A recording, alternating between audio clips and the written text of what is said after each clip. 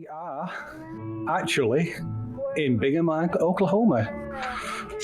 Which is where we should have been. Despite attempts otherwise. So you arrived by train in Bingham, Oklahoma. You made the acquaintance of a couple of people, a father and son, that were also traveling to Bingham, Oklahoma to meet the very special Reverend Cornfield after hearing his radio broadcast, which is also the thing that brought you here, brought them to the attention of Caduceus.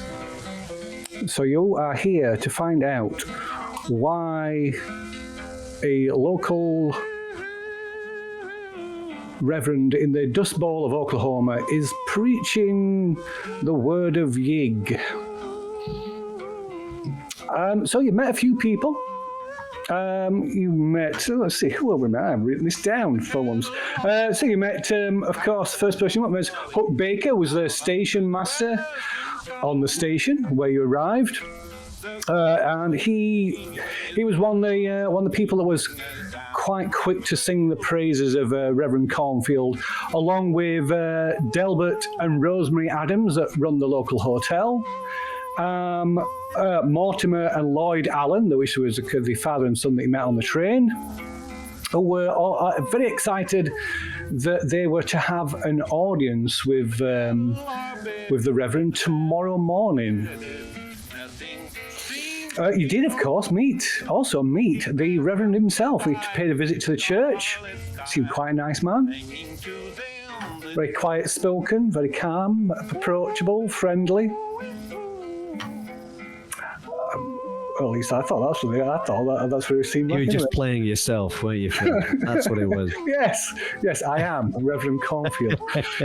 And then you kind of split up a little bit. Some of you went to the saloon, to the Deerhead Saloon, which was on the wrong side of the tracks, as the saloons always were, on the north. Yeah, just near the train station. And meanwhile, Vincent went for a quick short back inside at the local barbers, run by Mr. Ralph Kunkel.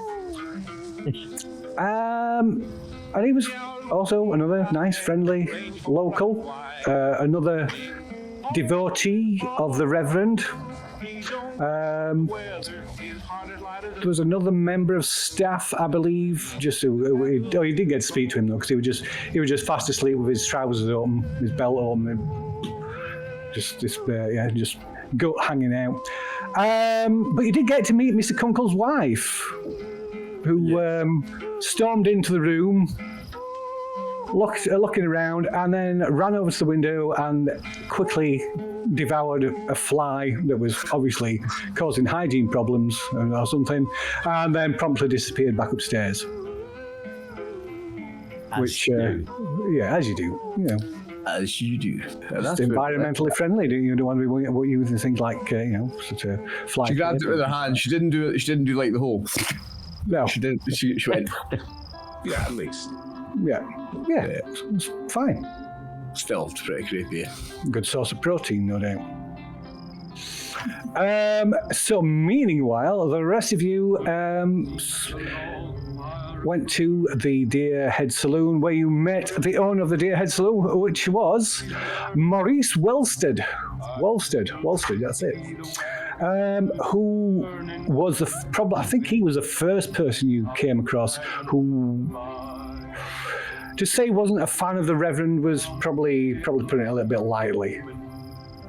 But he also introduced you to the local town drunk, or at least that's what he appeared to be, a Mr. Hillard Fowler, who, if you thought the saloon owner didn't like Cornfield, this guy really doesn't like him. Who he claimed that Cornfield had been possessed by the devil after he had witnessed one of his employees who was almost crushed to death by some falling lumber in the lumberyard that Mr. Fowler runs. And the Reverend happened to be close by. and he came and performed a miracle. One of several miracles that's been attributed to him here in Bingham. And he basically saved this man's life.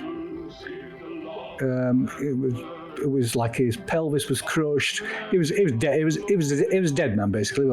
But somehow he saved him. He laid his hands upon him and performed a miracle. And that didn't sit right with Mr. Fowler.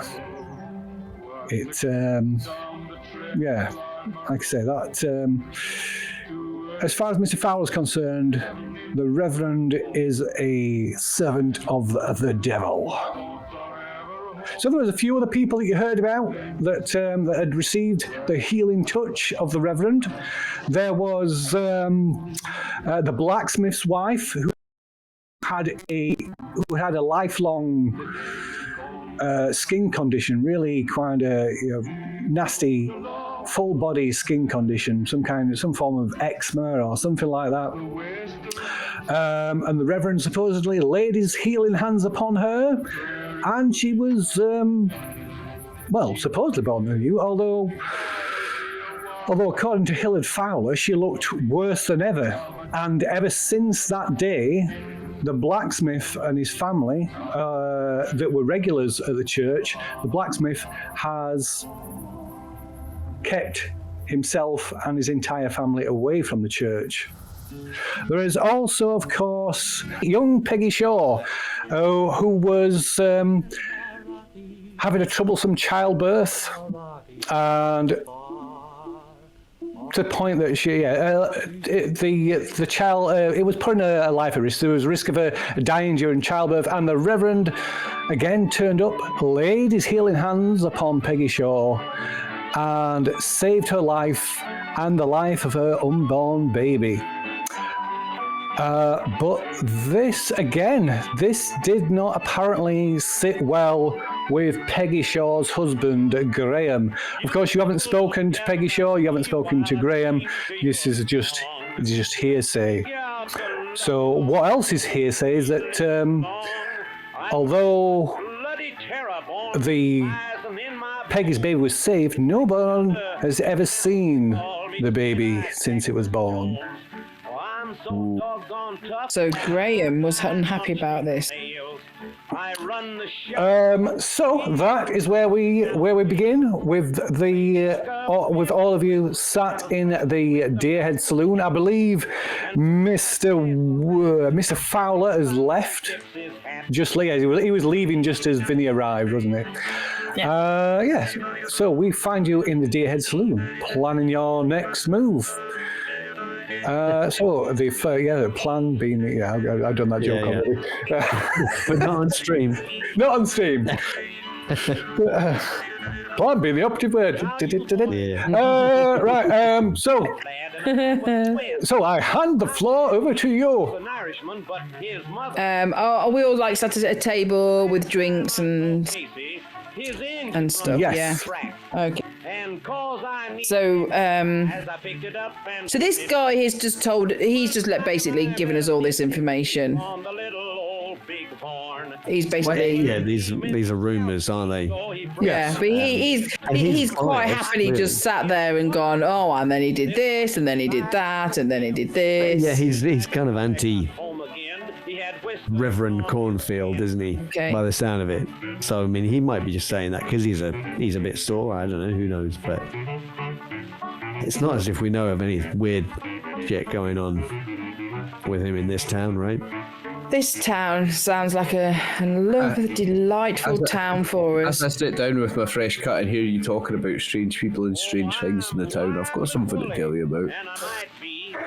Oh, go on then. Barber's wife.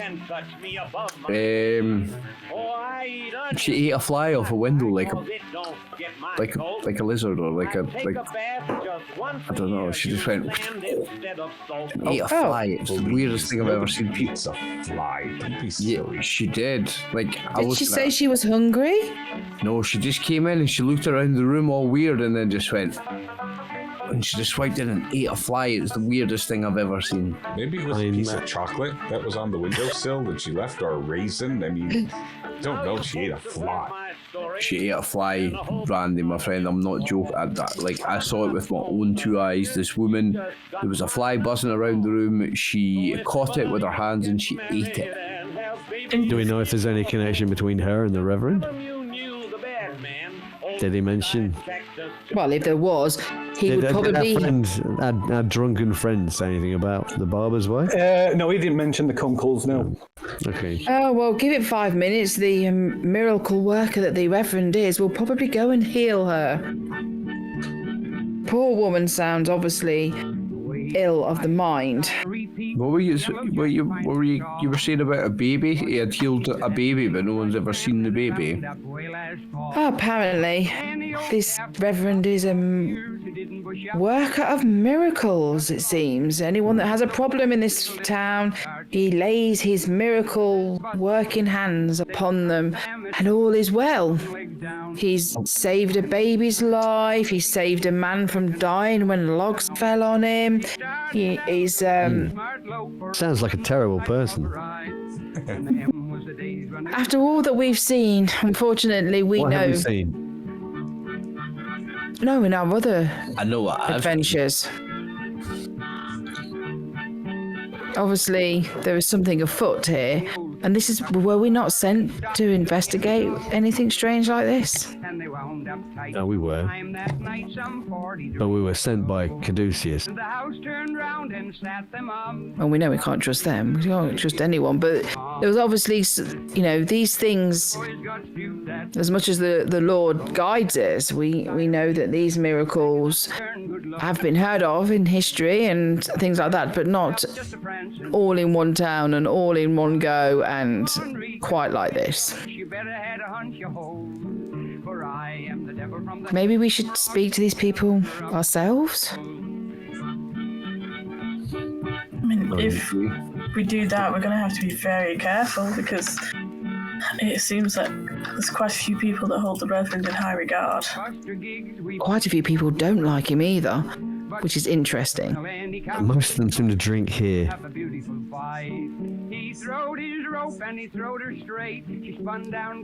To be fair, you've only actually met 2 people who dislike him so far. We're extrapolating. We've only met like 4.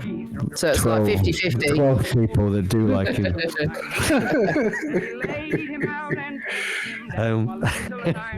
Well, if we went to one of his services, we would get to see how many people. I mean, we don't know how often he conducts these miracles, right? You kind of. Well, does he believes that we're here because we believe in his radio broadcasts and his. Well, that's what we told him. We came Yeah. as a pilgrimage to him, yeah. That's what he's saying. So, if we go to one of his services, that would fit well. He would, so we could see how many people actually do believe in him and are swayed by his readings and that. How big was the town? Was it? So it's quite a sizable town, but probably the population, a lot of the population has left due to the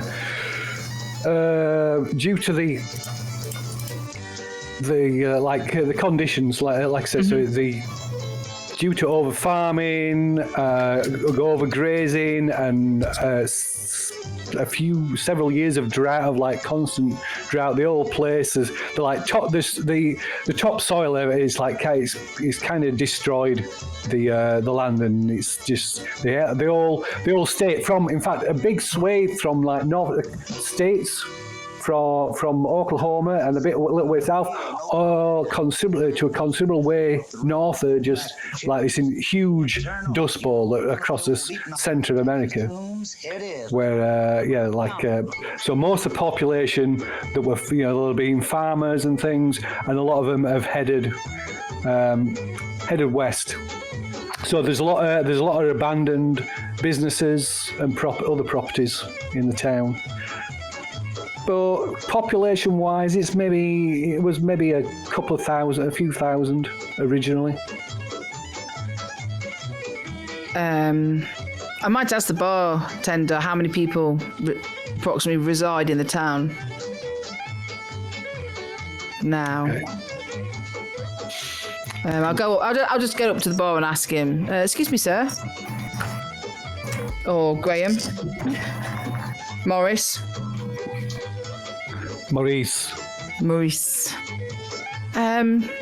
Yes, miss. People call him Mom. How many people actually live in this town now? How many people live in this town? You weren't expecting that question, were you? I have an answer prepared.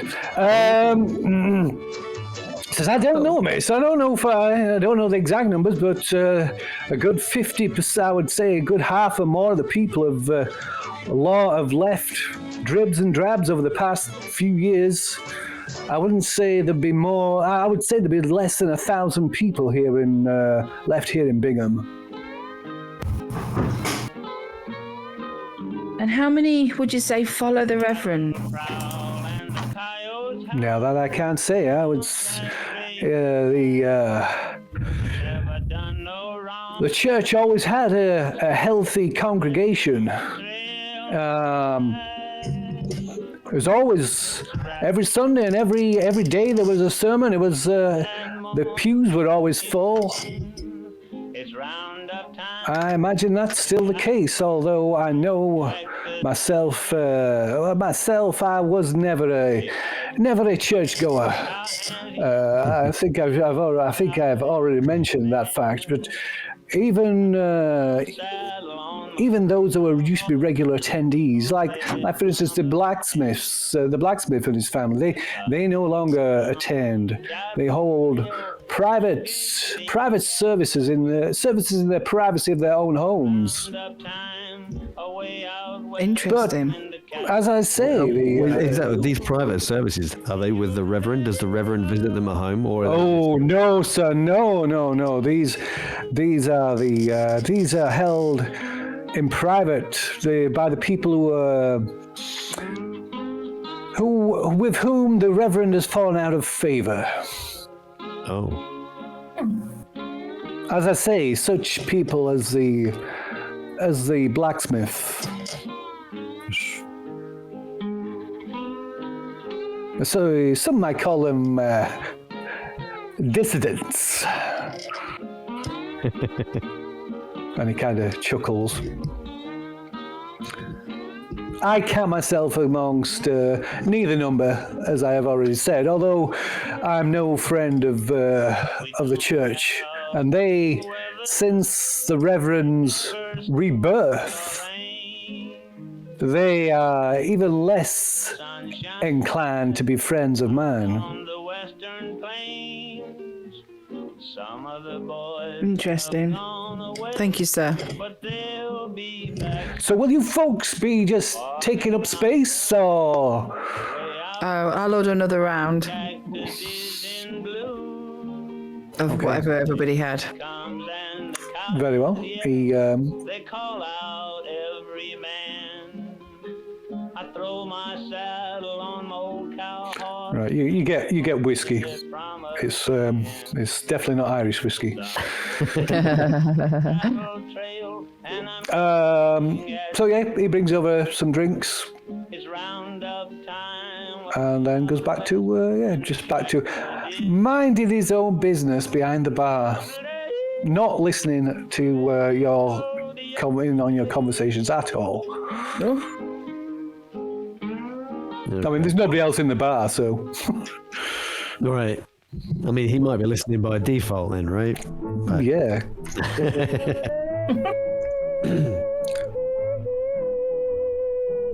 That's a very extreme close-up of Vinny there.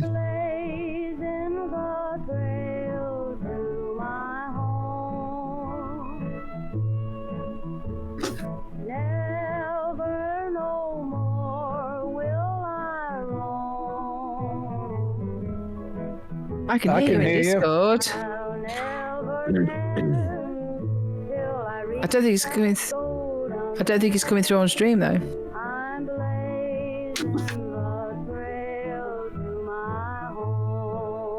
Say They something, can't hear Irish. you. Really. They said they can't hear you, Jake.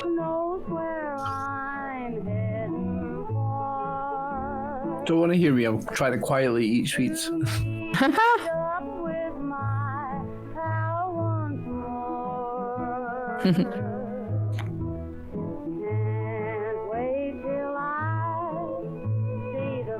I mean, I think moving on. We should. Yeah, I think Jamie's right. We need to go and speak to some of these families. I mean, I don't know about you. I got a bad feeling about why some of these people are not appearing in public. So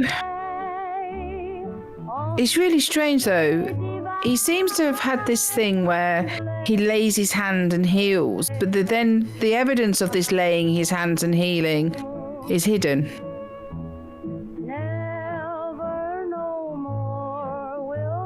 Peggy and family have disappeared. George Henson, I mean, is he around? Has he been seen walking around since his operation? I wonder what healing he's did on the barber's wife. So the only, regarding the people that are being healed, the only one, according to your one source of information, Yeah. Mr. It's Fowler. incredibly reliable. Yes, this Mr. Fowler, the drunk and owner of the lumberyard. Yeah. The only person that hasn't been seen is Peggy Shaw's wife and the baby, black, right? Yeah, the blacksmith's wife and the baby. Yeah. Yeah.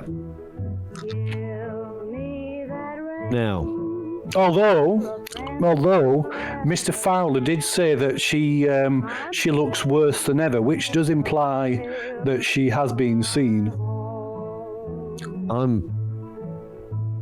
Maybe I'm jumping to conclusions, but haven't we seen some kind of radical cure recently? Exactly, Alfie. Exactly. Like what happened to us. Ooh, so maybe if we go and see Peggy, she might find she's a bit scaly. Yeah, yeah, exactly. But that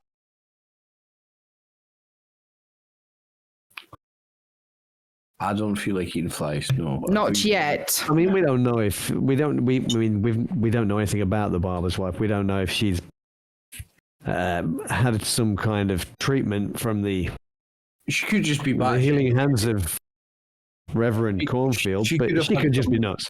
Healing hands from him. Exactly, but yes.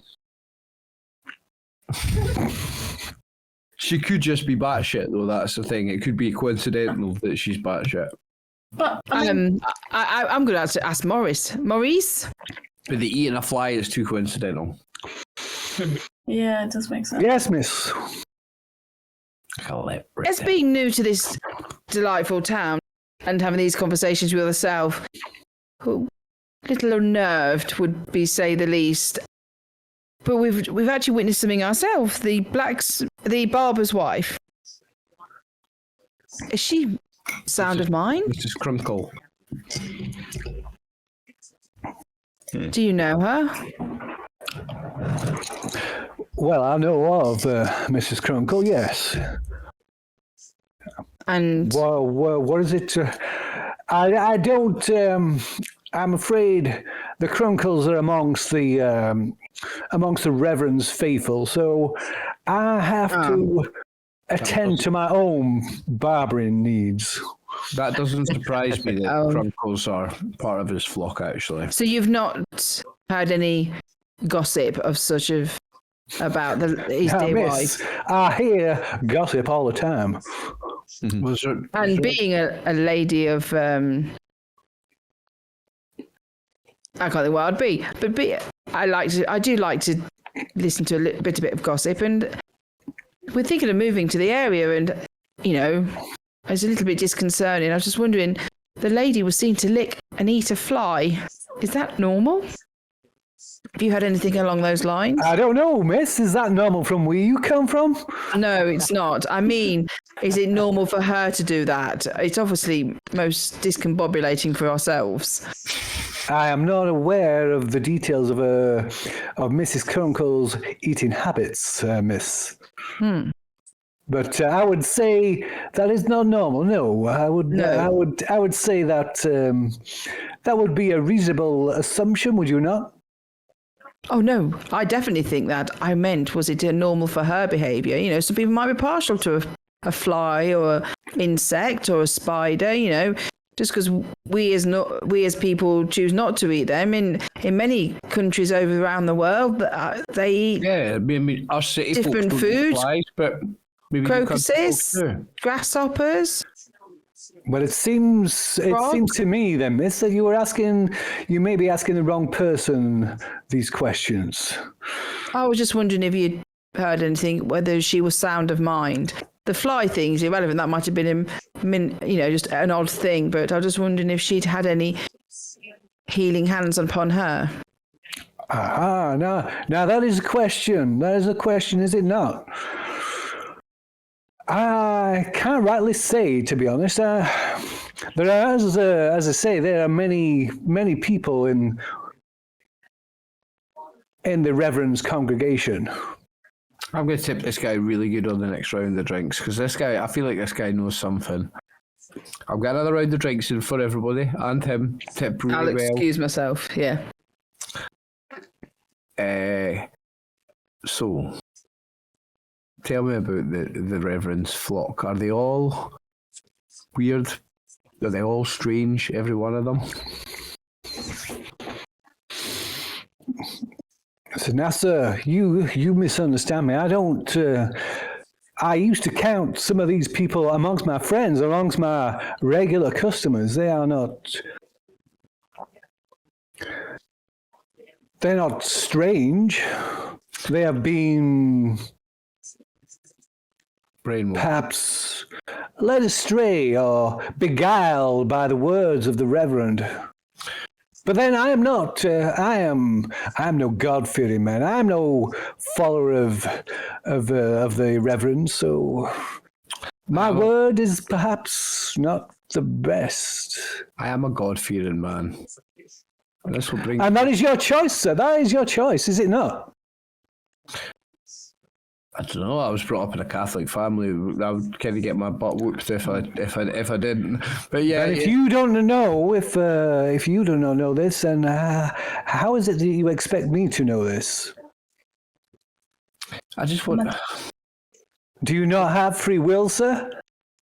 I do have free will, but my faith is strong, and I don't believe. Then perhaps you have more of an insight than I ever could. I mean, I do intend to attend one of this man's sermons and see how he preaches and see what he's talking about. But it's these healing miracles, they seem very, very strange to me. I just wondered if you know of any other ones or any rumours of any other ones that we could perhaps see some evidence of. Like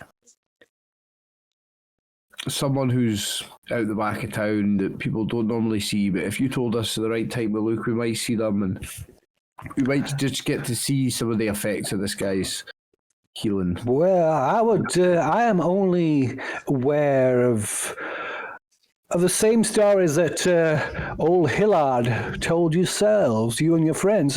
As old Hillard suggested, I would suggest that you speak to these people yourselves if you want to see the Reverend's handiwork up close.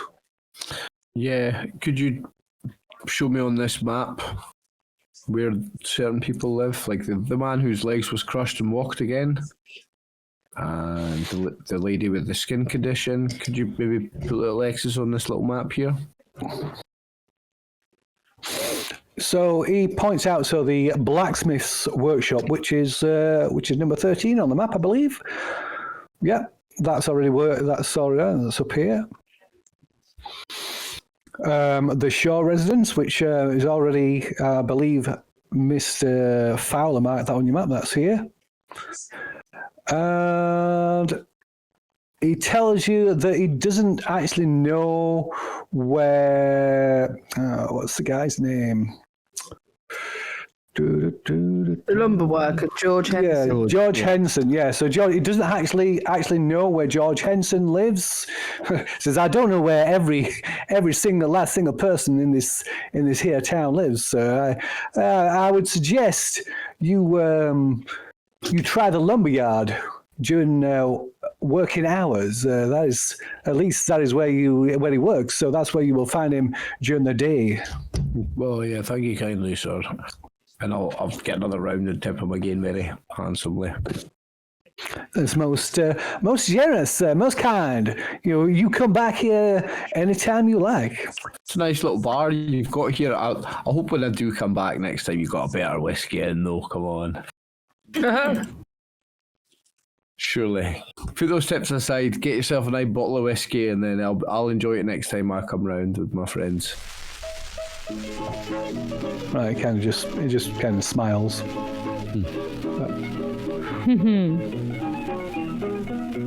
go back to the table with the group. We're not getting much information out of him. We need to see these people for ourselves. So the barber's wife and the barber are sheep in his flock, so to say. That makes sense. Which explains why there's something up with her. You can make an idea roll if you wish. Just to be to use my real Just brain. to remind you of something, that's all. Just to be to use my real brain. Give us a second. It just takes a minute. Well, no, it's nothing to do with that. It's nothing to do with that. It's unrelated. I did. It was getting warmed up, like. It's unrelated. Vinny with a hard success, bro. What a waste. Oh, What a waste. Karina with What a a waste. huge success, bro. It was just to remind, just in case you've forgotten. It was just to remind you that dinner is served at 6 at the hotel. What's the connection, Phil? What time is it? It's nearly past. Oh, shit bags. Oh, I guess we've missed dinner. Oh, we can't miss dinner. No. No, we have missed dinner. I mean, how long will it take us to get back to the? You're here, and the guest hotel is. I mean, we're already late, and the hotel is here, so it's not far. Just We there might to be able there. to get some scraps. There. no, okay, well, We'll right. we'll quickly down the whiskey and then quickly run to the hotel so we can get something to Okay, eat. so you've had quite a few drinks in here, haven't you? I think you can. You're going to have to make a constitution check. What? He's got it on him tonight, hasn't he? Doubles right enough. That's You fair, have, in Phil. fact, yeah. Well done, sir. You can have it with pelted dice then. No, I've got a constitution of 90. I can just roll. They'll be. Then I'm you'll have a good so chance of passing, then, won't you? I'm sober as a penalty monk. dice. Fucking penalty dice. Anthrax in the mail. There you go. Hard success. we're all Hard success brilliant. with a penalty dice, mate. Get around you. That Irish done. constitution. Look at us. We're all fabulous. Oh, no. Yeah, this is why I'm the one that remembered about food. I'm tipsy as fuck. Like I'm hungry That's a good now. point. Let's That's go a get good food. point. We all sort of stand up really quick, and Karina just sort of stumbles and nearly falls over. We all just sort of stare at her like. we need to eat. Karina is absolutely hammered at 6:30 p.m. Jesus Christ. I'll support her Not only as is we she walk drunk, out. but she's also crazy. She's going to start babbling some absolute crazy shit now, isn't she? Not yet. Now, correct me if I'm wrong, but in Call of Cthulhu, you do have a little bit of barrier against the sanity loss the drunker you are, right? It does protect you against losing sanity, yeah. Yeah, But it does. it doesn't protect you from insanity. Get another round in. Do you think give you the sanity back? That's what we need. No, it doesn't give you sanity back, but I think there is rules for it. It can numb it a little bit. As we said, Karina, are you okay? Yeah. We're going to get food. It's this way. Yeah, Karina. well, This I way. think that's- I turned around. She's walking the wrong way. I turned around this way, Karina. I think we need to get her some food and coffee and maybe get her into bed. The rail tracks. It's not going to be great. Yeah. Oh God. Get some food and some coffee at the Karina. Yeah. Well, maybe we should just head back. I'll get Karina into some food and into bed and settle her down for the evening. Easy target. If you guys want to go out and have a look around for the rest of the evening, that's fine. Or we could do some bits tomorrow. I would start heading out the door. I'm propping her up. The fresh air's going to hit her like a wall. Aye, she's going to be... As soon as she goes outside, she's going to be walking like zigzags. I can compose myself. Leading Not on a 99, you bloody can't. I can compose myself. I'm not even... Don't you wish you were me? Watch this. Oh, no, I do. He says and everything falls over. Oh, we're going to waste at least 20 minutes on this, aren't we? Waste is not the right one. Hey. So we stag. Yeah, there's no running back to the bloody hotel for us, Scrag, is it? No, we're not getting there in a hurry. Because she will just fall over on her face. You grab her legs, I'll grab her arms. Aye, we'll just support her. One of us will walk on either side of her. Oh my God, was the hotel woman really strict? Going to be all like, oh, Yes, she was. Oh God. yeah, she was. Yeah. They are. Yeah, they are. Yeah, they're faith. Oh my God, we're not even going to be allowed in. Let's see how this plays out. We head back to the hotel. Drunk, Okay, trying to get so food. you leave the Deerhead Lodge and head back across to the right side of the tracks. Karina is drunk. That's right. In the middle. That's the note. Yeah. Yep.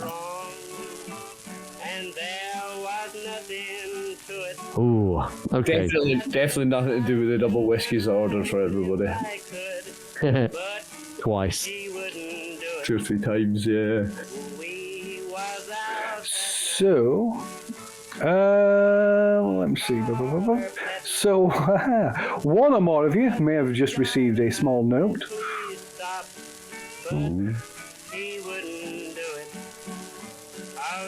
Out So, yeah, you head across. Where the would tracks. these notes appear if you sent them? They appear in the chat. Okay. Andrew, In the chat, Andrew did get one. in Foundry, the chat. Okay, I just give it away that I didn't get it, didn't I? Yeah, but I've done Or that. maybe it's a double bluff. I've done that before, Angie. I know where to look now, so I know how to like let on that. Phil, get I one. check out the window of my hotel room and spy what's happening down. Are you not with us? out with too many. It was. Forget it. It's okay. No, I didn't get a note either. I just didn't want anybody knowing that. Oh, Now we're not they with- do. Now you do. Oh, Yeah. okay. Process of elimination going on here then. Right, we Somebody's get got a note saying, Vinny's just nicked your wallet. Okay. Let's get back to the hotel ASAP. Yeah. Oh, we're gonna get Coffee into this Karina. really strict woman. Karina, you need to come on, get a grip. Take some deep breaths. This woman's Onto you. Okay. I'm literally just holding onto your arm right now. It's like, Yeah. Do not vomit. Do not can't vomit. Feel I'm legs. fine. You're not fine. You've got to act sober. She's never going to let us in there if you act really drunk. You've got to act. You've got to sober up, Karina. Take some deep breaths. Right. Okay. Yeah, I'll have to excuse me. I'm not sure. I'm not sure if the person saw the note, so I'm going to intervene just in case they didn't see the note. Okay, I'll try again.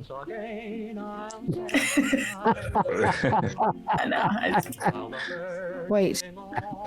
All right, give us a hint. Is it a male or a female?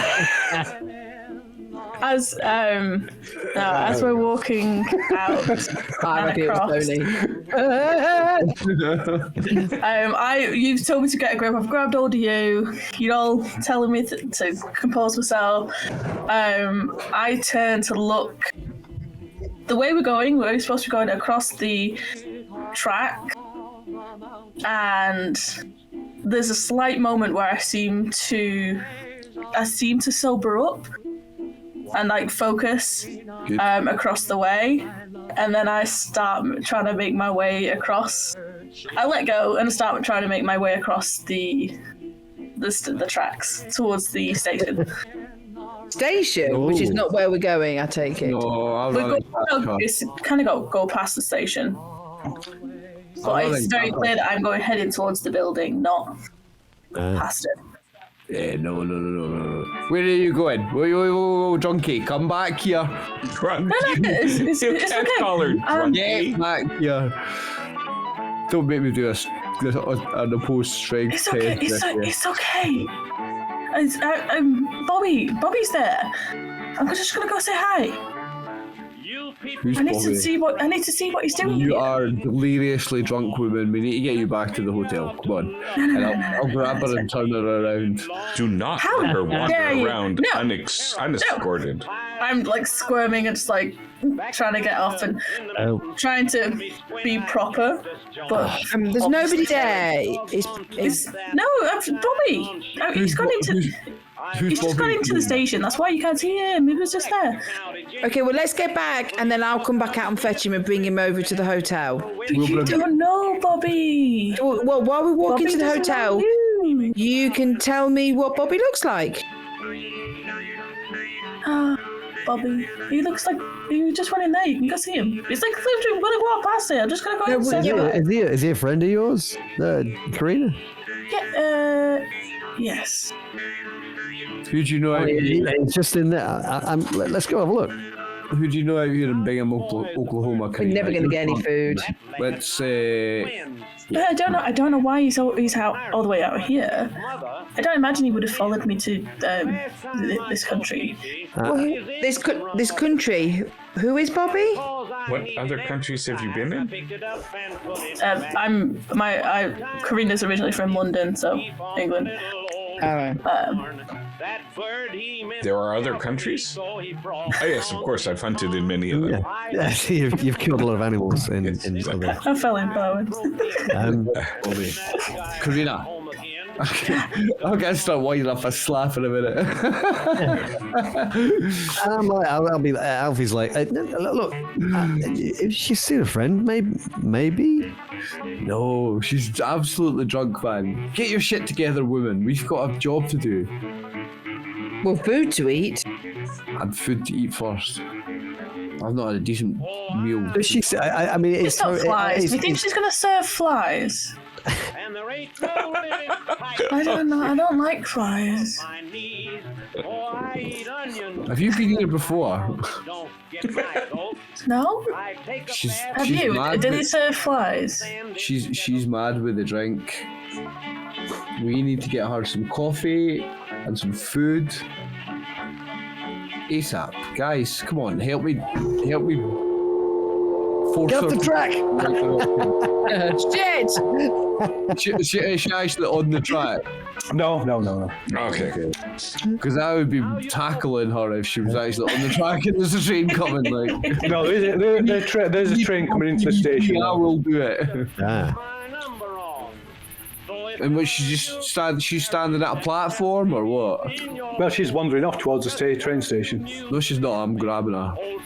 We're going this way, Karina, you drunk, crazy woman. Come on. We'll go. We can go back. I can go and say hi. I want to see. I don't know why Bobby's here. Alfie, give me a Do you hand. think he's followed me? I don't think no. He couldn't have followed me. She's had far too many. We need to get some food into her. She's following some imaginary friend called Bobby. Come on. This week. What's Karina doing? I'm gonna try and find Bobby. Okay, so yeah. Bobby! So I'll just kind of look at Vinny and say, look. I mean, she thinks this person's here. Look, if we just take her into the station, she can have a look. She'll see that he's not there, and then we can get moving. Sure. Okay, but she's delirious, man. Yeah, sure. Okay, you take one arm, I'll take the other. Just be careful, yeah. You stay one side, I'll stay the other. Yeah. Just in case, man. Stay right next to her. Okay, so I'm right. I'm pretty sure it wasn't Bobby that you saw, Karina. But we'll go and have a look, okay? But did you not see him? Oh, you weren't looking, clearly. The whole time she's walking, I've just got a slight 2 fingers just on her sleeve, so I'm ready to just grab her at any time. How would you have got here, Karina? The train has just arrived.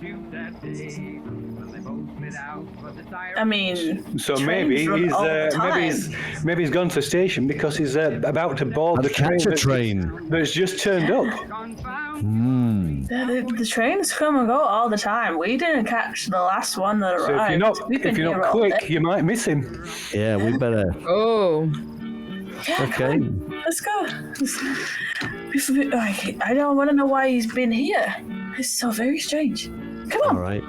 Okay, so We'll double time. okay, with Karina taking the lead, staggering unsteadily ahead, you go back enter the train station onto the platform, and Karina, you just a few people on the platform, a couple of people disembarking from the train, a couple of people boarding the train, and you see Bobby, Karina. He's just closing the door of one of the carriages. oh no. The guard is on the platform, checking that all the doors are shut, and starts to wave the flag. Oh. Uh-oh. And you see Bobby look out the window straight at you. I'll just wave and try start moving forward. And he waves back and he's going, Karina! I'll start running forward and trying to shout what are you doing here, Bobby? And waving and trying to get forward. We'll stay close to her. Okay. Yeah, well, just in case she falls under the train. So the guard blows the whistle, and the train responds, blowing its whistle, and slowly starts to pull away from the station. And Bobby's hanging out the window. Karina, quick! She means to move to run and grab his hand. Can we ask the question? Do Vinny and Alfie see anybody hanging out of a train waving? We see Bobby. Anybody out? Sorry, I wasn't. I wasn't. It was. I don't think that was addressed to you, was it? So we don't see anybody hanging out a window. We don't see this person she's shouting at, do we? Yeah. Now, friends, we're gonna bring Yeah. you a nose So the kind that you can just I'm focused on Bobby. Okay. Well, if you're quick, you might be able to make the door and pull it open and get on the train. Oh. Oh my god. Yeah. I mean, I'm completely fucked, and this is somebody from my home. That I didn't think I was going to see, especially this far out. So yeah, I'm going to go and find him. Why is he? I need to know why he's coming here. You know. No, I'm going to roll fighting brawl and put you in a headlock in a second. Sorry. You're not going on. You're not chasing that train. If I need to restrain you, I will. Headlock. I'll not do any damage. Yeah, I'm going for it. Okay. All right. Okay. So yeah, Karina's quicker than you. Even if she's drunk, she still staggers ahead out of reach. Yeah, she's Jesus. still faster. Better dexterity. Quick, shooter. I'm not shooting her. So Karina, Just slow it down a bit. she almost collides with the station master. She's going, "Where you going, miss? Where you going? You be careful." As Karina like sort of grabs hold of the carriage door, the train, and yanks it open. And as you yank it open, Bobby is there at the window. Come on, Karina! Come on, Karina! And as he shout, egging you on, Curry, to get inside the carriage, you see his eyes. You see him blink twice, and a tongue flick across his lips, and you can make a sanity roll. Wow. The question is, do you still get on the train?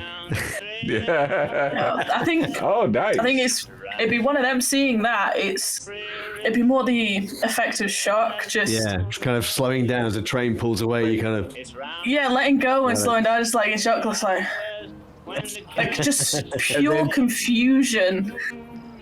And I'll just stay stood there wherever I manage to stop and just. Okay, so you lose 1 point of sanity. And then a split second Here's what you later. needed. Split second later, Vinny You're in a headlock. You're tackling into you. What are you doing, man? What are you doing? Straight up, just scream. Yeah. Okay, so you lose a point of sanity. You like suddenly stop, tottering backing off. You can make it. Give me a dexterity check with a penalty dice. Oh, do not fall under the train, please. Oh no. Oh, Nah. Okay, so you stagger backwards and collide with Vinny, who's chasing her. He almost catches you as you're like staggering backwards, but you've lost a point of sanity. You have an underlying insanity, so you have a bout of madness. Oh. Dun, dun. yeah. Oh my god.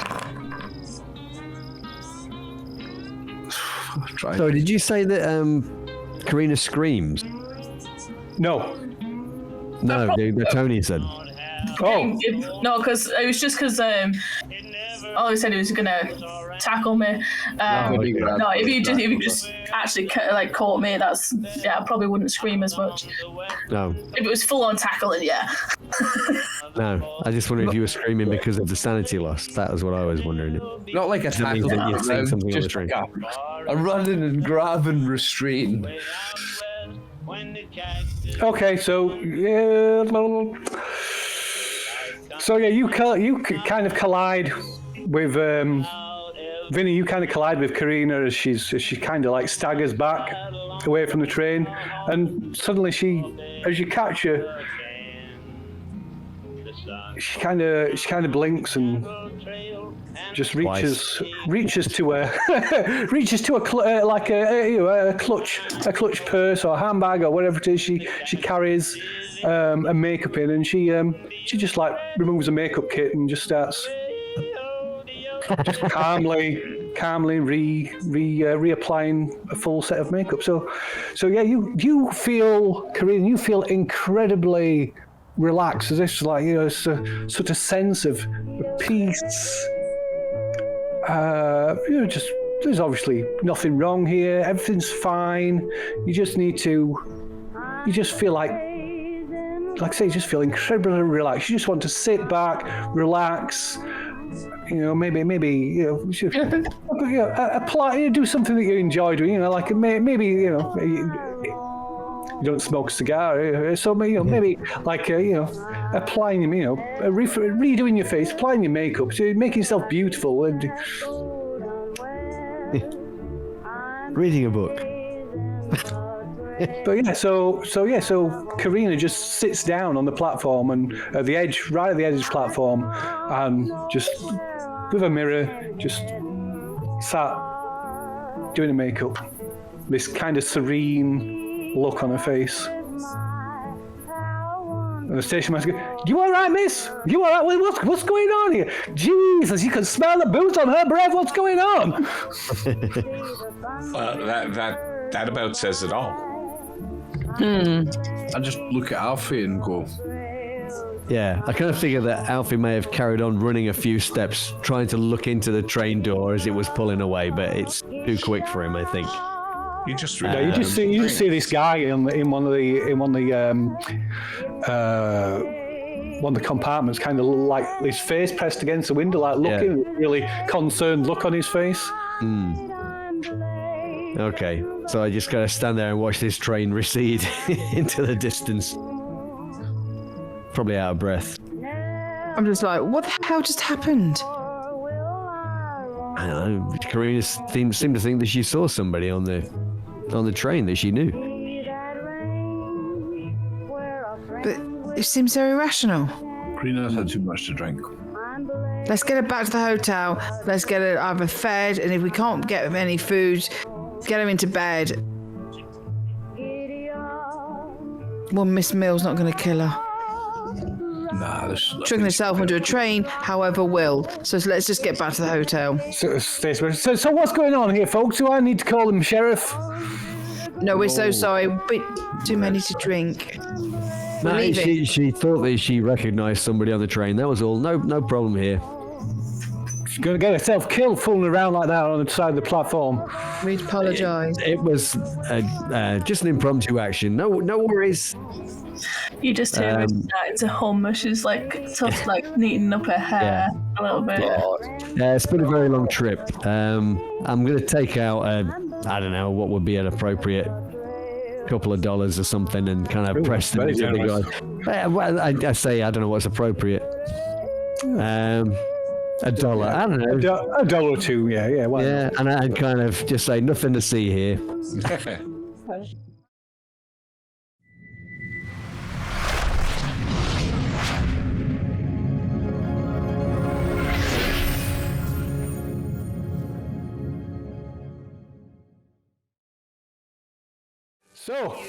So you leave. So shall we leave the train station behind then? Yes, quickly. Well, I wanted to try and charm the station guy. Okay. So, just to smooth things over a little bit. Okay. If I could. Go ahead. Apparently I'm a smooth talker. Yes, you are. Alfie, so he's pressing an extra $1 into this guy's hands, just saying, my friends are all a little drunk. It meant nothing by it. Please, just ignore us. We'll be on our way now. That's what I'm doing. Oh, yeah, you want to give us a charm or a persuade then? Charm, if I may. If you may, you may. I believe you. You were being friendly, weren't you? I am. Mm-hmm. Incredibly friendly. Oh, yes. Oh, look at that, yes. Says, well, that's all well and good, sir. You just make sure you look after your friends. That could have been... The demon drink. Yeah. I shake his hand profusely. Look at Vinny. I stagger a little bit. I exaggerate the stagger. I'm not even drunk. I just pretend. Yeah. And we'll get out of here. Okay. Very well. So Karina, you don't remember anything. So the last thing you remember is coming out of the saloon, and then the next thing you remember is just like sat adjusting your makeup.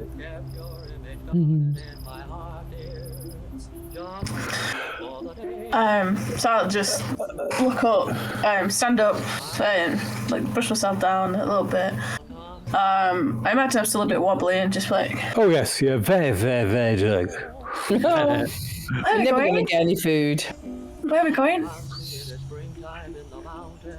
Back to the hotel. I should just turn around, just like. Back Where are to we the going? hotel. We're going to get some food. I take it that wasn't Bobby on the train. Coffee. Bobby was on the train? Who's Bobby, Karina?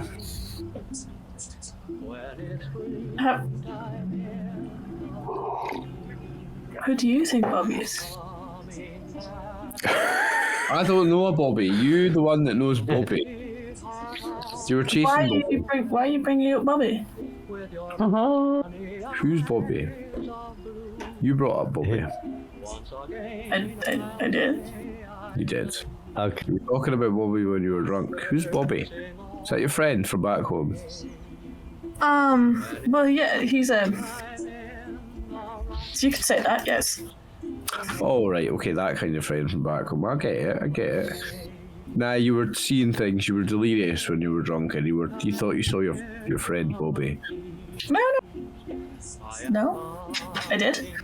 Yeah, you had a little too much to drink, and I don't think you had anything for breakfast, did you? Oh, my drink. I'm fine. You will be fine once good. you get food, didn't you? And let's see if we can convince Mrs. I've forgotten her name. Adams.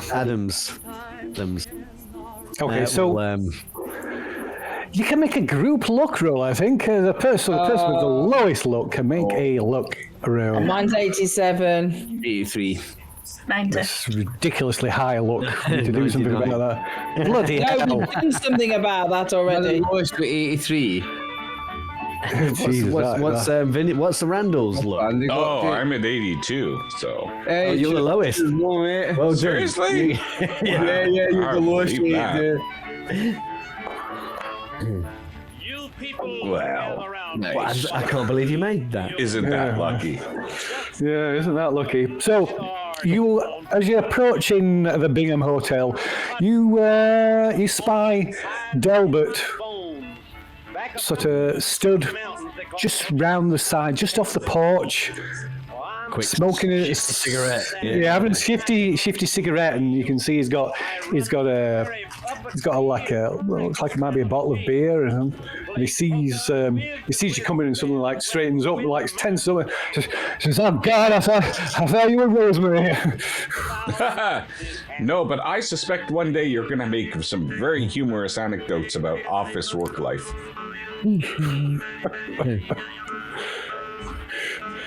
Whoa, what's up with the young missy there? She's looking a little worse for wear there. You won't mind going in if you're heading in the house. If Rosemary sees you in that state, you'll be checking right out. Shit. The weather didn't agree. It's something she ate. She's just not used to the. And that's why it's like this. It's not what you think. I think it's exactly what I think. Tell me, Delbert, where's your wife right now? She's out back. You folks, follow me. I'll get you upstairs without my wife catching a whiff. Good man. Mighty kind. Thank you. I appreciate you. Right. So yeah, he kind of goes. So you go inside, and he kind of like motions towards the stairs, and he heads through the dining room. Rosemary, I'm having some problems at the back. You gonna help me here? Dilbert, you lost him, but waste of space.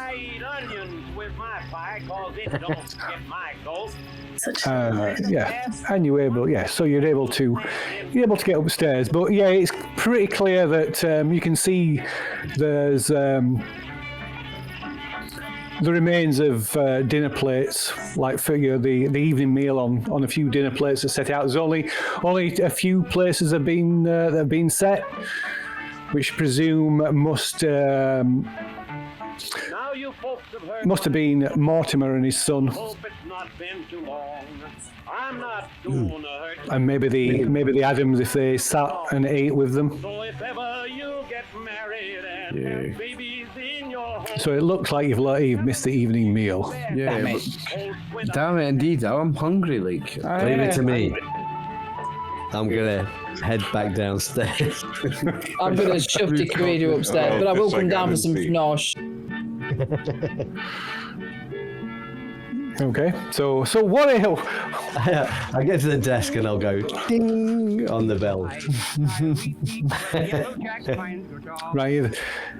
It's like, yeah, Rosemary. Delbert, you saw that. You saw yourself out. You saw that mess out that you made. I gotta go answer the.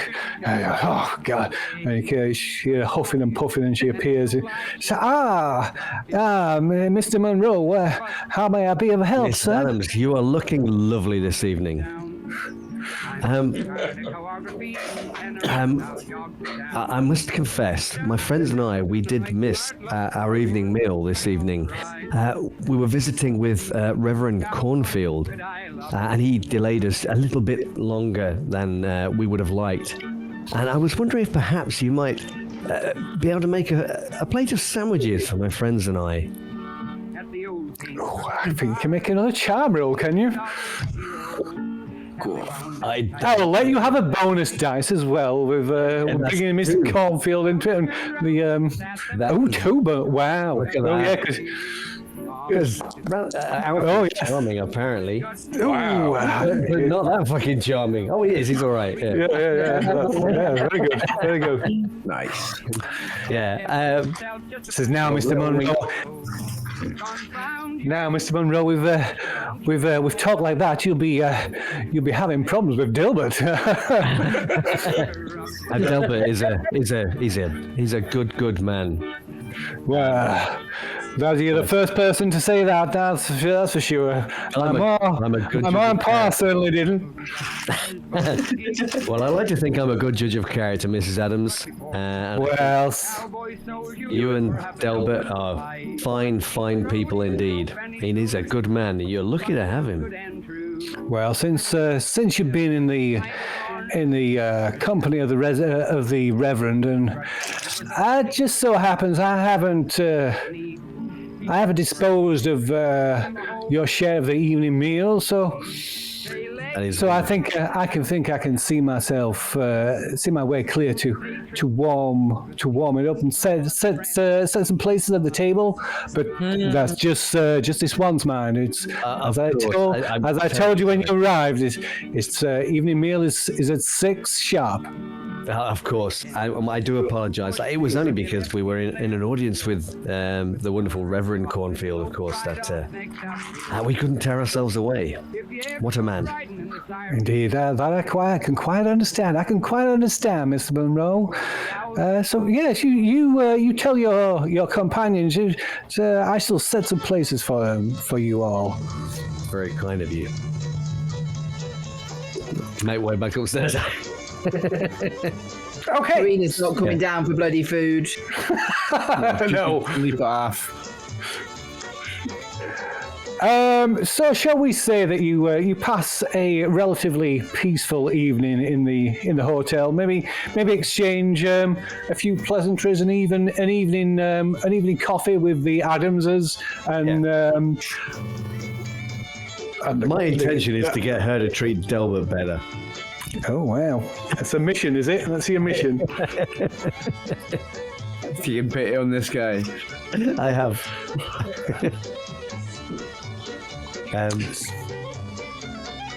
Yes. That's what a decent bologna sandwich, man.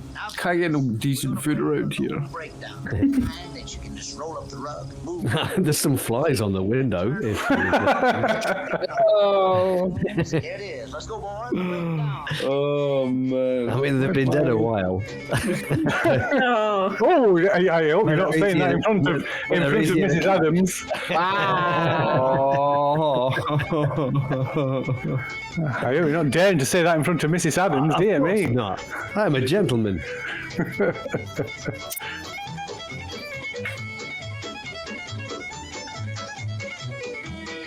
Okay, so let's unless there's anything of note anybody wants to do, shall we move it forward to the next day, the morning of the next day? Yeah, I think we would just crash that night. Yeah. Yes, it's probably best before anything else happens.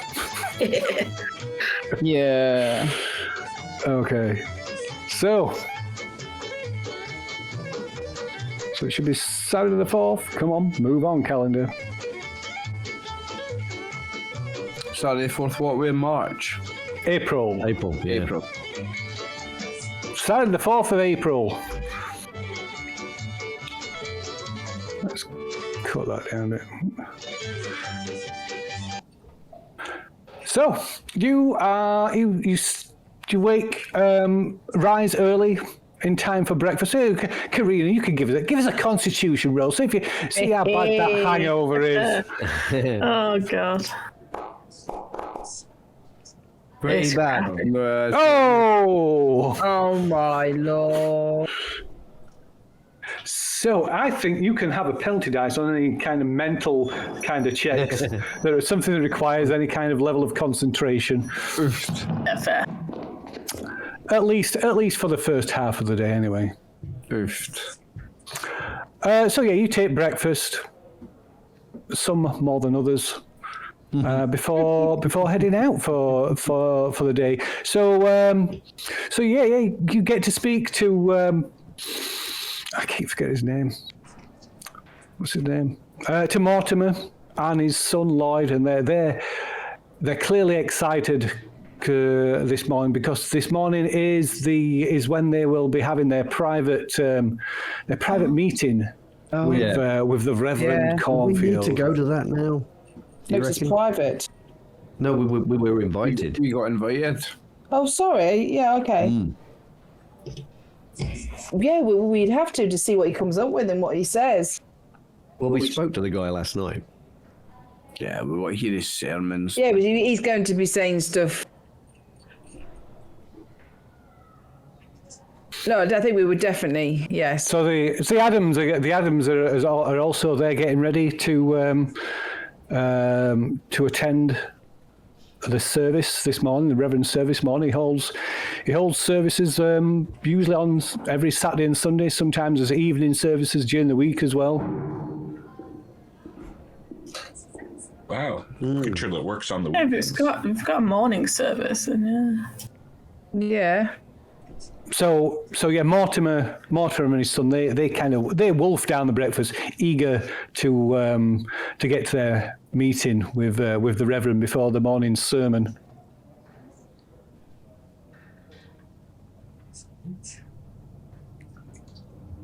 okay, so it's just if we're going with them or just going to the sermon. Well, I guess they'll have the meeting sermon. Wouldn't that be a thing? So you get the impression they're having like a private audience with the Reverend before the before the service, yeah, just before. Okay. But yeah, the Reverend did personally invite you to extend a personal invitation to the service, didn't he? He did. Yeah. Well, I'd put our best outfits on and I would mosey on down to that. Saturday best. Yeah. Almost as good as Sunday best. Not quite, but... Okay. Yeah, no snake-skinned shoes or boots. So you put on your best attire then, and head out. You almost find yourself in almost like a mini procession. The like people that could appear coming out of the houses, heading down the streets, and filtering from the different side streets onto the main street that heads towards the church. And people calmly, quietly, and respectfully line up and form a line and file into the church. Are you following them along? So it's certainly well attended. And going into the church, you find yourselves. Well, in fact, give us a luck roll. Let's see how. Give us a luck roll. That's going to be Randall again, would right? be me. Individually. No, individual luck roll. Oh. Individual luck rolls. Spicy. Would this be a No, this won't affect. No.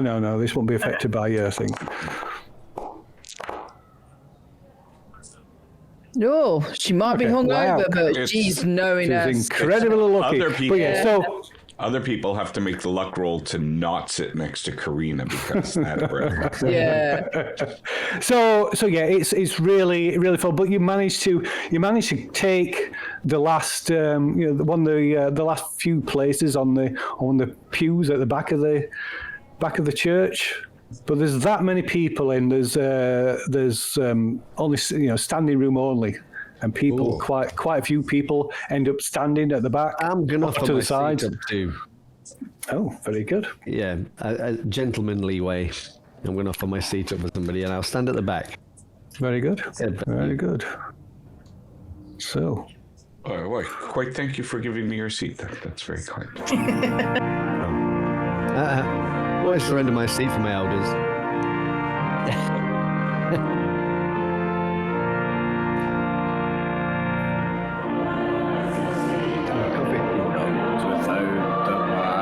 Shoot from 50,000 feet.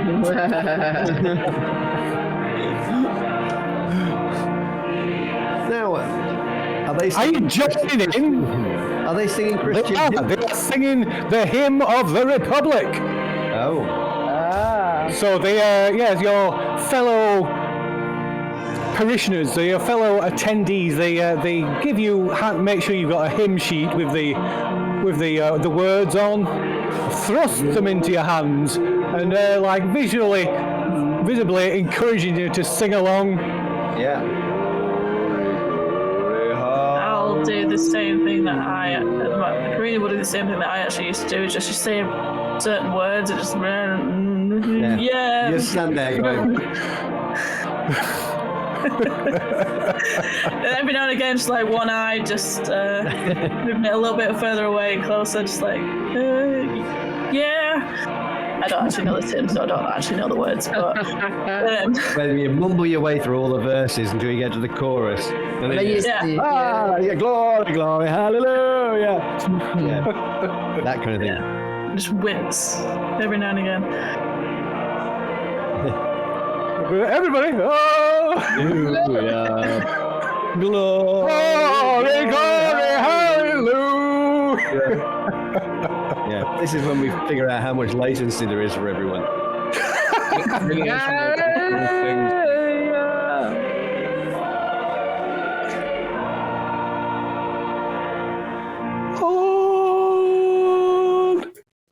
So for that, There you go. I just wanted to make sure my glass didn't shatter there.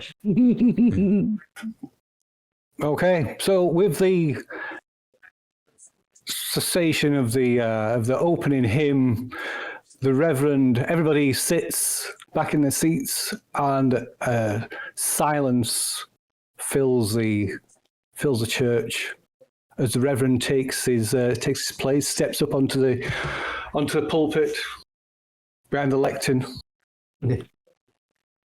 And he kind of stands and looks around, looking to people, a smile on his face, and he nods a greeting at a few people,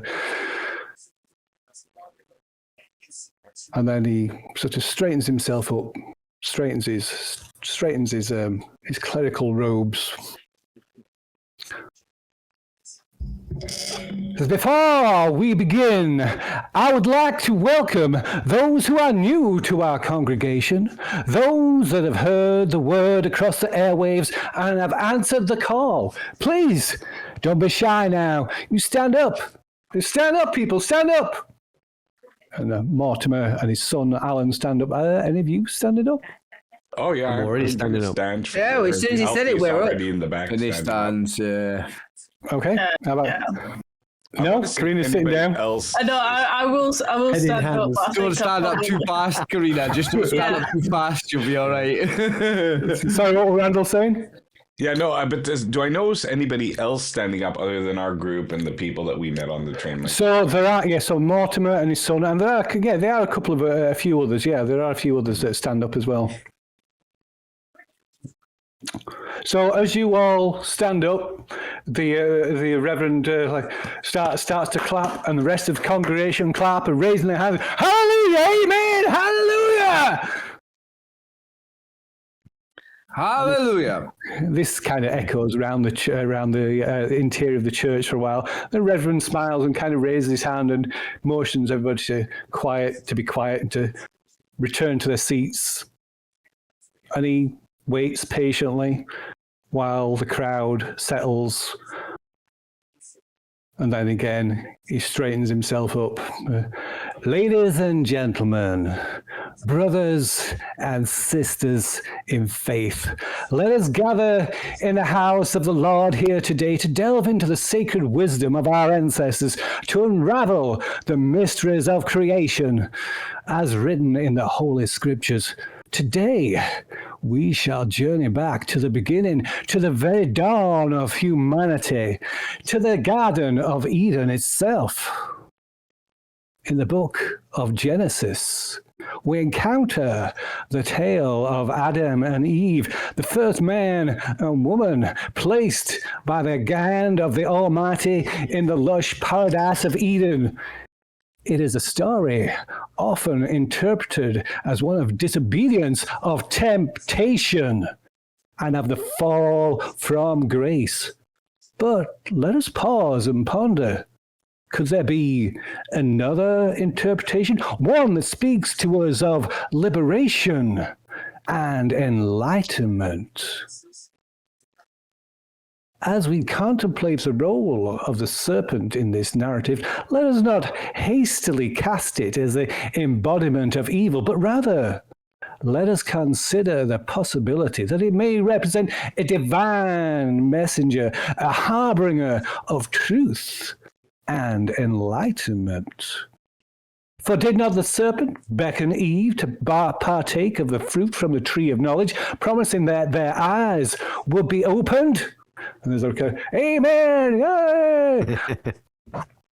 Indeed, my beloved congregation, what if the serpent was not a tempter, but a guide, a facilitator of growth and understanding?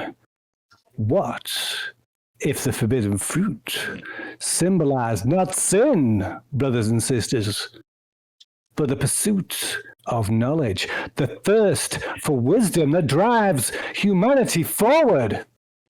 And what if, by partaking of this fruit, Adam and Eve were not cast out of Eden, but rather they were granted the gift of knowledge, the ability to discern right from wrong, the capacity to chart their own course in this vast expanse of this glorious creation.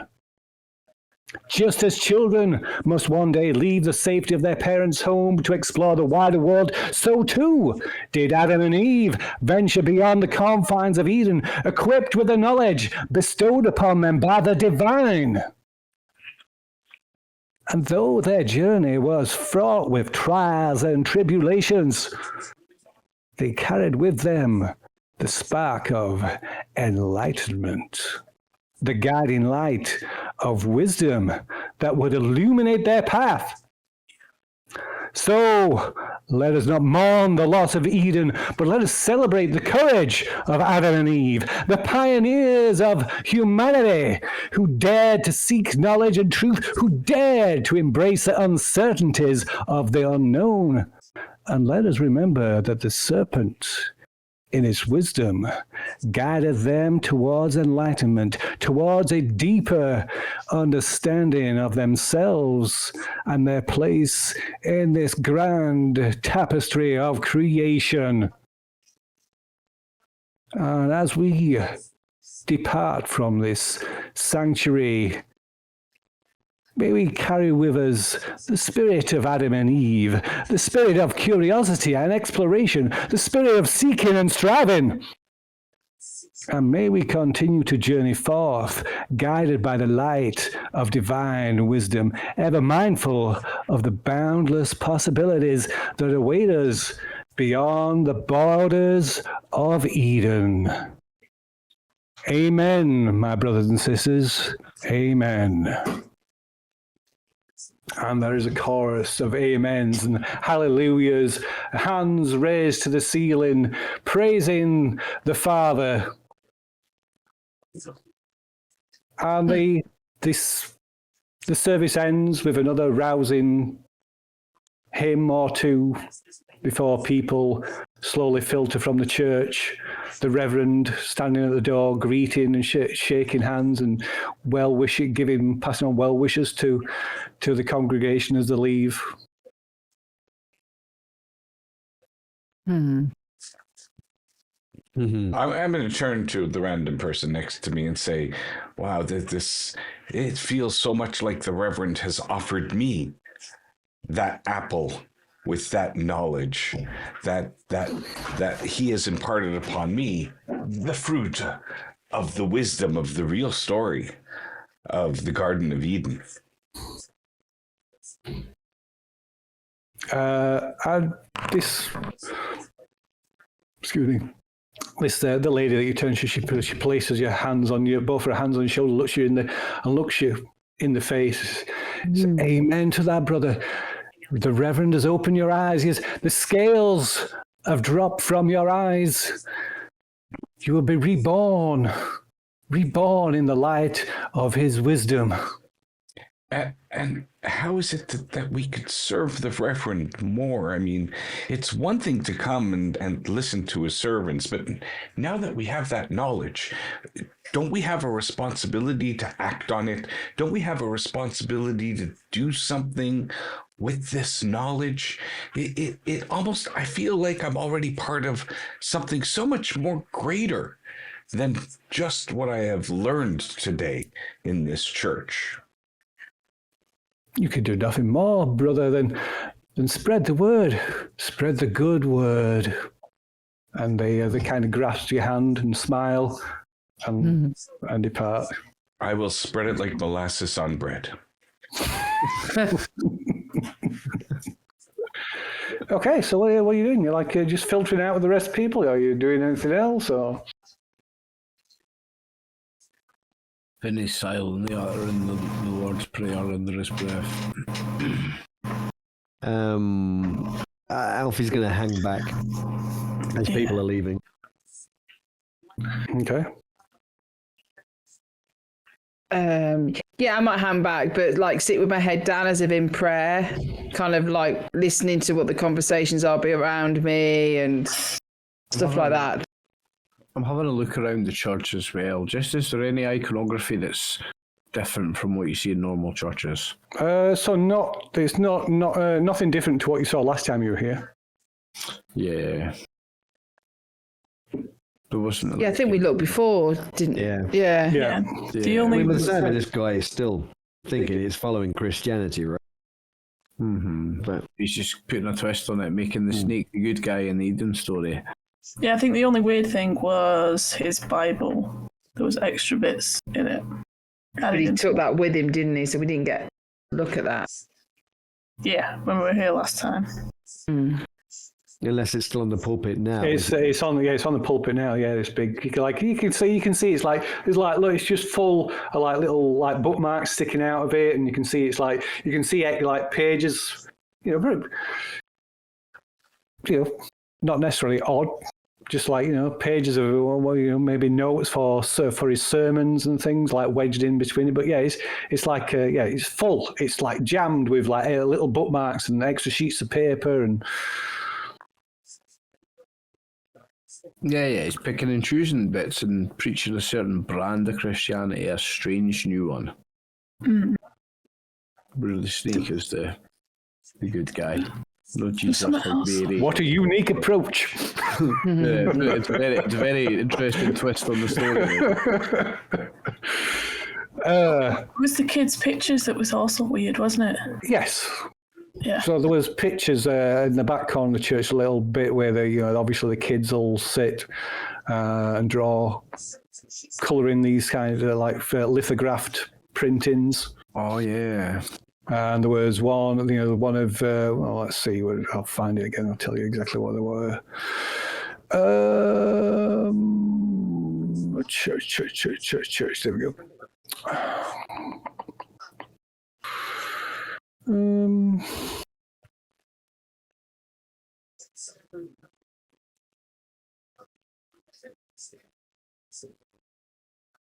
Yeah, so some are like printed images of Jesus that have been like, kind of kids, all young kids kind of skirt colouring, like scribbled in over the lines with red and blue crayon. There's images of similar printed images of Adam and Eve talking to a serpent in the garden, putting in the Garden of Eden. But there's one picture that's not like it's not like a printed one. It's like a completely hand drawn by another child, of course, and it shows the body of a man sleeping in a cave, which I guess you could all make a no roll on that. A what roll, sorry? I mean, it's not the Reverend Intelligence. himself, because we know that he disappeared off into the wilderness for 40 days. It's not him, is it? Is it meant to be the Reverend? It's a child drawing. It'd be impossible. It could be anybody.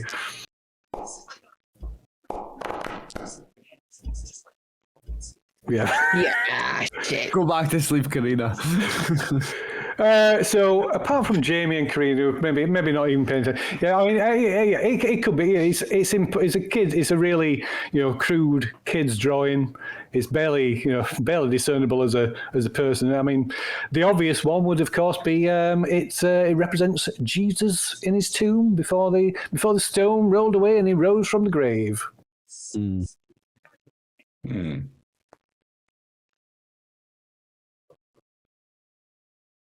So as you're kind of loitering around a little bit, Lloyd and Lloyd Martin, the guy and his son that I keep constantly forget his name. It's really annoying. Mortimer and Lloyd. They're one of the last few to leave, and they stand and have a not a long conversation, but they stand and talk to the Reverend for a while before they bid the farewells and leave the church. And the Reverend turns round, so kind of like he stands at the doorway, sort of waving again to people. And he pulls the doors of the church closed and turns around and goes, "Oh, I'm sorry, I didn't realise there were people still here." Says, "I trust you found our service enlightening." Very inspiring. As a matter of fact, I Glad noticed to. that you used some of the points that I brought up in our previous conversation together. Indeed, I must. I have you to thank for showing me the way, for showing me some signs. It was very reaffirming. I'm glad you enjoyed it. I'm glad you thought so. So how can I help you find people this morning? It feels almost like, since I have this knowledge, it's one thing to have the knowledge, but mankind, we are creators in ourselves, and it's not enough to have the knowledge and know. We must apply it to something. We must do something with this knowledge. I feel an excitement, an energy to create, to fabricate, to act upon this knowledge, and I don't know what direction to throw this energy into. So he steps forward and he rests he's a little bit taller than you, so he's looking down again, rests his hands on your shoulder, and he leans in slightly, and he's like this soft, gentle voice says, "You could do nothing more, my son, and spread the word, spread enlightenment, but do not let yourself become consumed by pride." Oh, that ship has sailed long ago. But yes, wise words to continue my life by.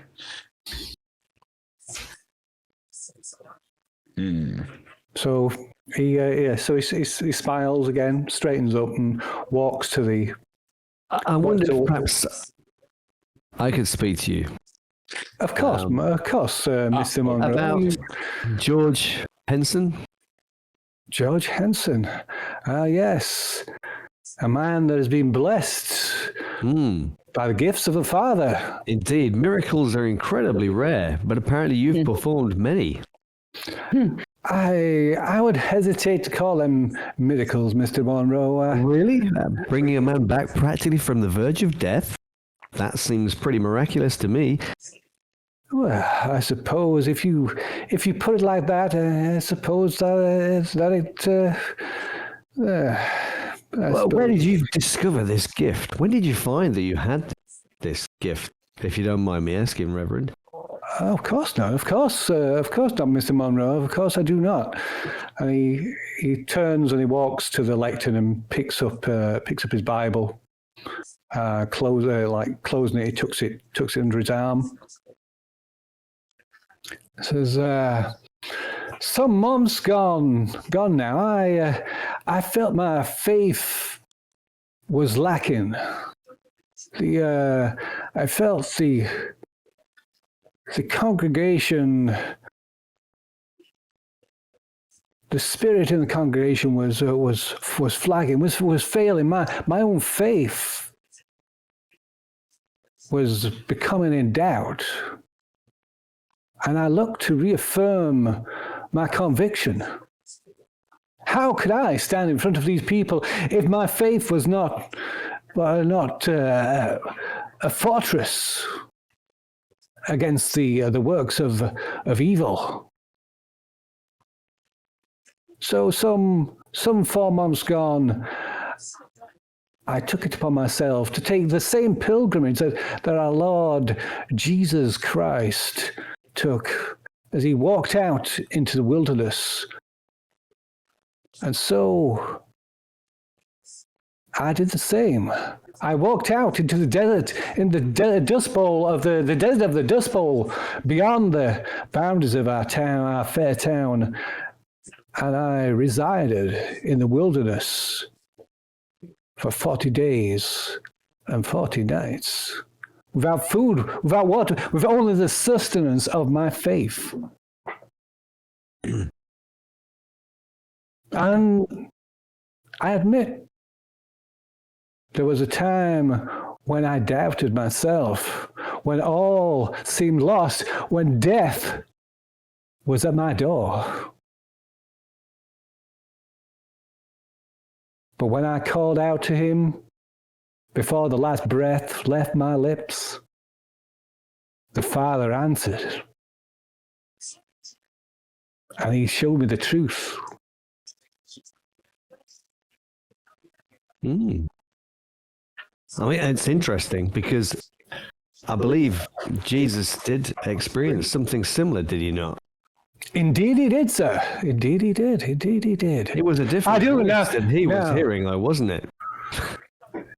It was indeed. You are a learned man, Mr. Monroe. I mean, do not mistake my story for someone with an ego or a messianic complex.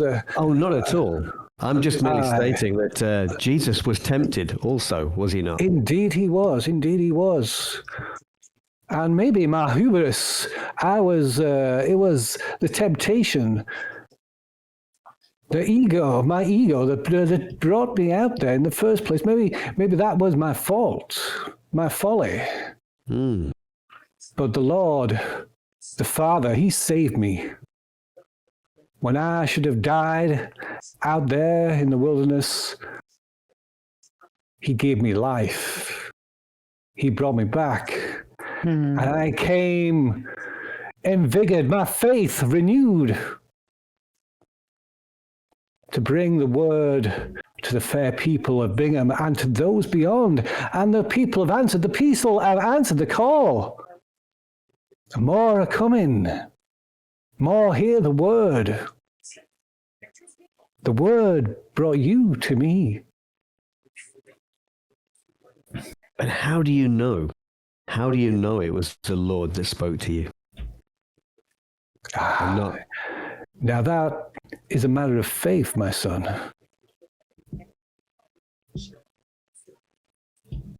Faith. Faith. I feel it in my heart, my soul. I know it to be true.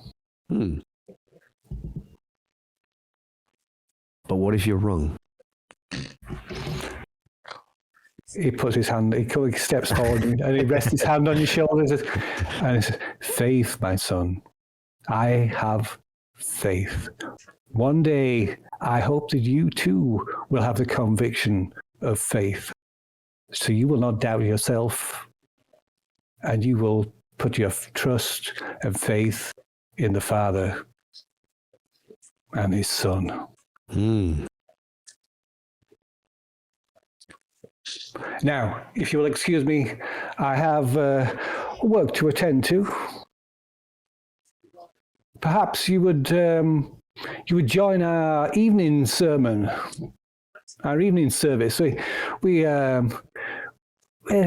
become something of a, I hate to use the word, but there is no denying it's become something of a spectacle. Oh, that sounds lovely.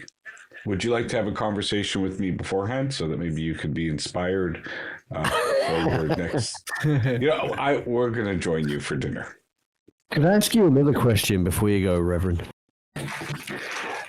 Of course, my son. Of course, Mr. Monroe. What is it you would like to ask of me?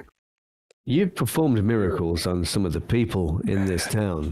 I have been blessed to being able to pass on the Father's healing light to some that have needed it here in Bingham, yes.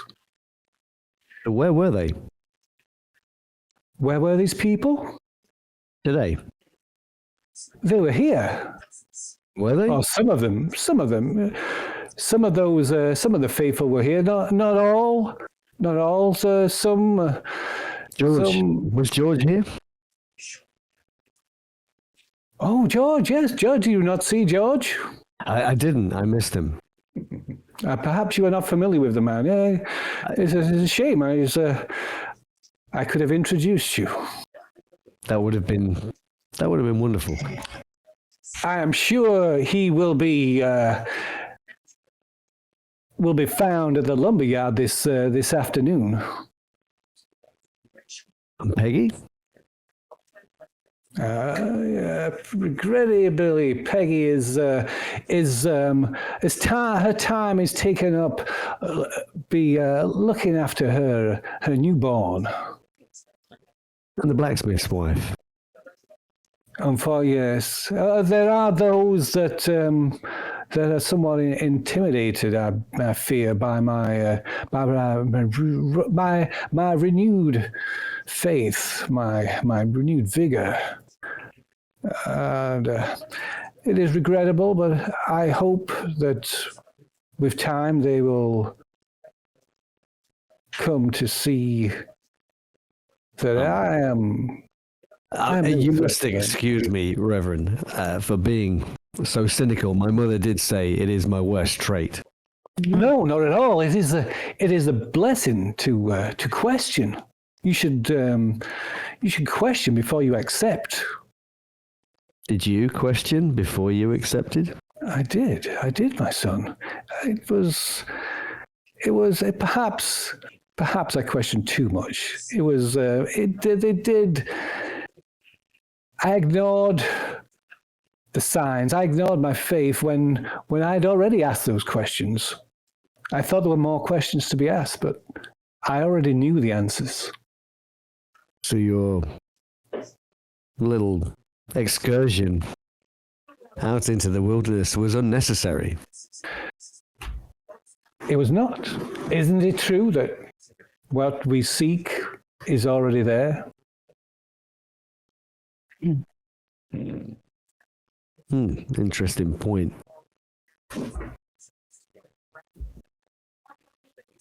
Forgive me, I don't mean to appear belligerent. I am a journalist. Not at all, my son. That is in your nature. My nature. My job. It's my job. It's not my nature. It's my occupation. What am I talking about? But you must be. You people must forgive me. I must return to my home. I have work to do. Yes.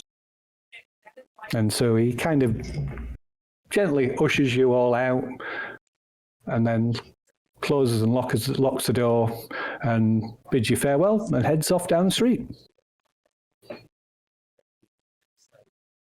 We want to have a look at that Bible, guys. We're going to break him. Well, he's tucked it away under his robe, so you have to follow him down there. Did Oh, yeah. Take it. Yeah. I don't doubt that Vinny could go and get it. Not with my lucky pickpocket tonight. I thought he had left it in the church. I was happy. Oh, that he no, went to the church no. for a look. No, takes it with him. I mean, so what are you doing? So let's see. It is not still 6:30 in the morning. By the way, it is. I say it's about 9:30. Oops.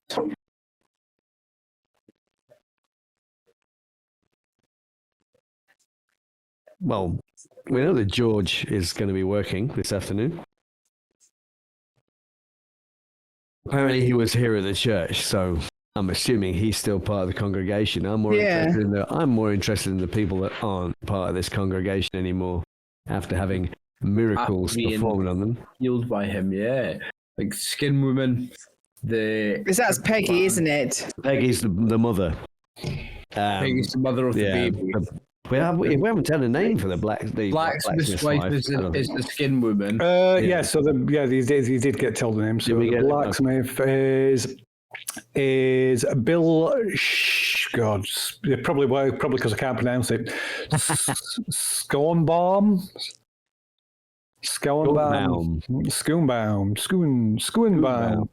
I'll put it in chat. Okay. So, oh God. Not that, so I nearly put the entire scenario in chat then. That would have been. Oh, that would have been a damn shame. I'm a bit quiet. I'll need to speak up. Yeah, he was a bit quiet. Sorry. It's all right. So Bill, Sean, Bill and Pearl Schoenbaum. Schoenbaum. Oh, who were they? What were they? What about me? That's the blacksmith. Sorry, sorry. The blacksmith's wife's the one with the skin condition, right? Yeah. Who's the one that got crippled? It was somebody working at Henson. He's the guy. Is it Henson? George Henson or Henderson or something? George Henson. Yeah, he's a labourer. He's labourer at the. He was at the church. Apparently. Yeah. Yeah. So apparently, whatever has affected the child and the and Mrs. Schoenbaum didn't affect him in the same way. Interesting. Kind of scared to go see the baby. I'm intrigued to go and see the baby. I'm expecting to find some kind of lizard baby or something. Oh, yeah, like that's going to be the worst thing, isn't it? The baby. Yeah. Well, we could go and see Mrs. Schoenbaum first. Yeah. I don't know how we're going to tense. convince her. I mean, she's been seen in public, so it's going to be easier to get into her because she's obviously not hiding away. Apparently, she looks worse than ever. So Peggy has been seen in public as well. She's been seen. The child hasn't, right? Yeah. Is that the right? Okay. Yeah. But she's not been. The Reverend says she's not attending church because she's been looking after a baby. She has. I think that I would prefer to go and try and see this mum and baby first, but. Because the baby's only can only be like a few weeks old. Let's go see what kind of fucking mutant this baby is. Well, I mean, but we need to think how we're going to get across the threshold of the house. I mean, we can't just knock on the door and say, "Show us your baby." Well, no. Well, maybe we should show up with gifts, myrrh and Frankie. I mean, Frankenstein and frankincense and myrrh.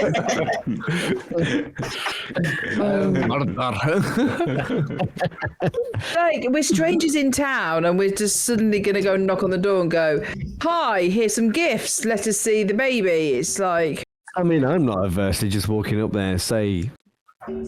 I'm doing an article for the Washington Post, and I want to know what her thoughts are on Reverend Cornfield. No. We're following up about. I think someone has nominated their baby for a beautiful babies competition in the newspaper, and you're here to take the baby's photos. I still say we dress up as three wise men. Oh God! Randy. Yes, one of us is going to sit on the shoulders of the other and wear a really long raincoat. Hold on. What were you saying, Tony?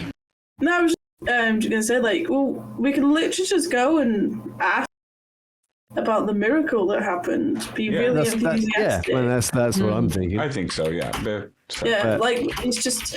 I don't think maybe not actually about the newspaper, but more of we're really interested. Like we really like the We've been Reverend, told, yeah. really religious. Oh, you want to make out that it's some kind of pilgrimage? Yeah, like fully go into it. It's like this is a miracle. Yeah. Oh my God, you have been touched by the hands of God through this. You want to witness God's miracle? Wow, that's kind of cool. Yeah. Well, we can try that. I like how a scheme. I think Karina does not need to breathe on the baby, though. Yeah, because no, my thought is obviously it's the baby's not been out in public. There's a reason for that. So if we try and literally just portray this as such a magnificent thing and try and boost up the mother, she might be more inclined. Yeah. To show her. We can't wait to see this miracle of the real father, and then she comes to show us a six-legged baby. Yeah, Spider baby! It's the baby with the head of a spider. God, I've got so many fucking really horrible images already in my head. Or is it the spider with the head of a baby? Oh, that's worse. That's probably what I worse, was. right? That's what I was in my head. It's worse. Unless, it's a baby with 8 eyes. That would be grim. Right, let's go and see this lizard baby. That's a point. Yeah, it was lizard, not a spider. Whereabouts on the So we're going to go Father see a Ted. baby with 2 eyes. Sorry, Tony. No, I was just going to say, whereabouts are we passing the other guy on the way? George. Yeah, so it's just like... The lumberyard. Yeah.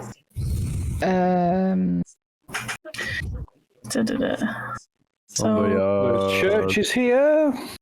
Okay. one. And the Sure as lumberyard. Is that the baby? The lumberyard is here. Okay. No, then. So where's the baby? The baby is here. Okay. Okay. That's fine. It was just if we it was could on the way split of up. stopping, but Let's kidnap the baby for scientific We can research. split up. Confucius wants it. Sorry. 2 go to the lumberyard, 2 go to the baby. and what about Oh, lumberyard, please. I don't want to see the spider baby. I want to see the baby. I don't. I want to see the baby, but I'll join Imagine- Vincent at the lumberyard. My imagination's running fucking doolally with this mutant baby. I don't. I want haven't to got see the it. fast talk charisma to get into the door, so Randy knows better. He's coming with me to the lumberyard Yeah. to see the injured guy. okay. So what are you doing? I think we're Besides, splitting up. We're splitting the party, Phil. Splitting the party Excellent, just for you. excellent. we need to keep Randy away from that thing in case he shoots it. It is one of a kind. If it's one of a kind, Randy will be like, "Whoa!" Maybe this miracle. Oh no, it's already happening. now?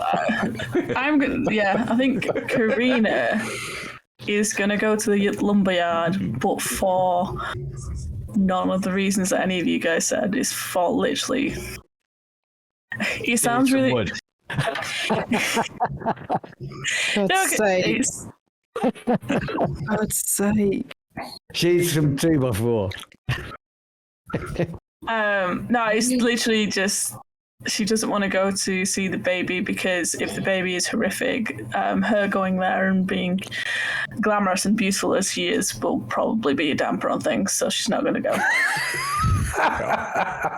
It's a problem. That's the honest opinion of yourself there, Karina. I respect Appearance that. is 90. Karina. I respect that. She doesn't want to. She's too pretty to be seen this baby. So yeah. What about going to see Mrs. Schoenbaum then?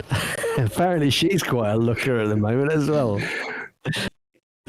Oh yeah. Oh. Rena and That Vinny are definitely both will. young and still probably will have children of their own one day. They don't want to see this mutant baby and get put off for life. No. I'm going to see baby. Are we going to see the baby then? Baby Alfie. A baby Alfie? My God. Yeah. So His Alfie saw- reputation precedes him.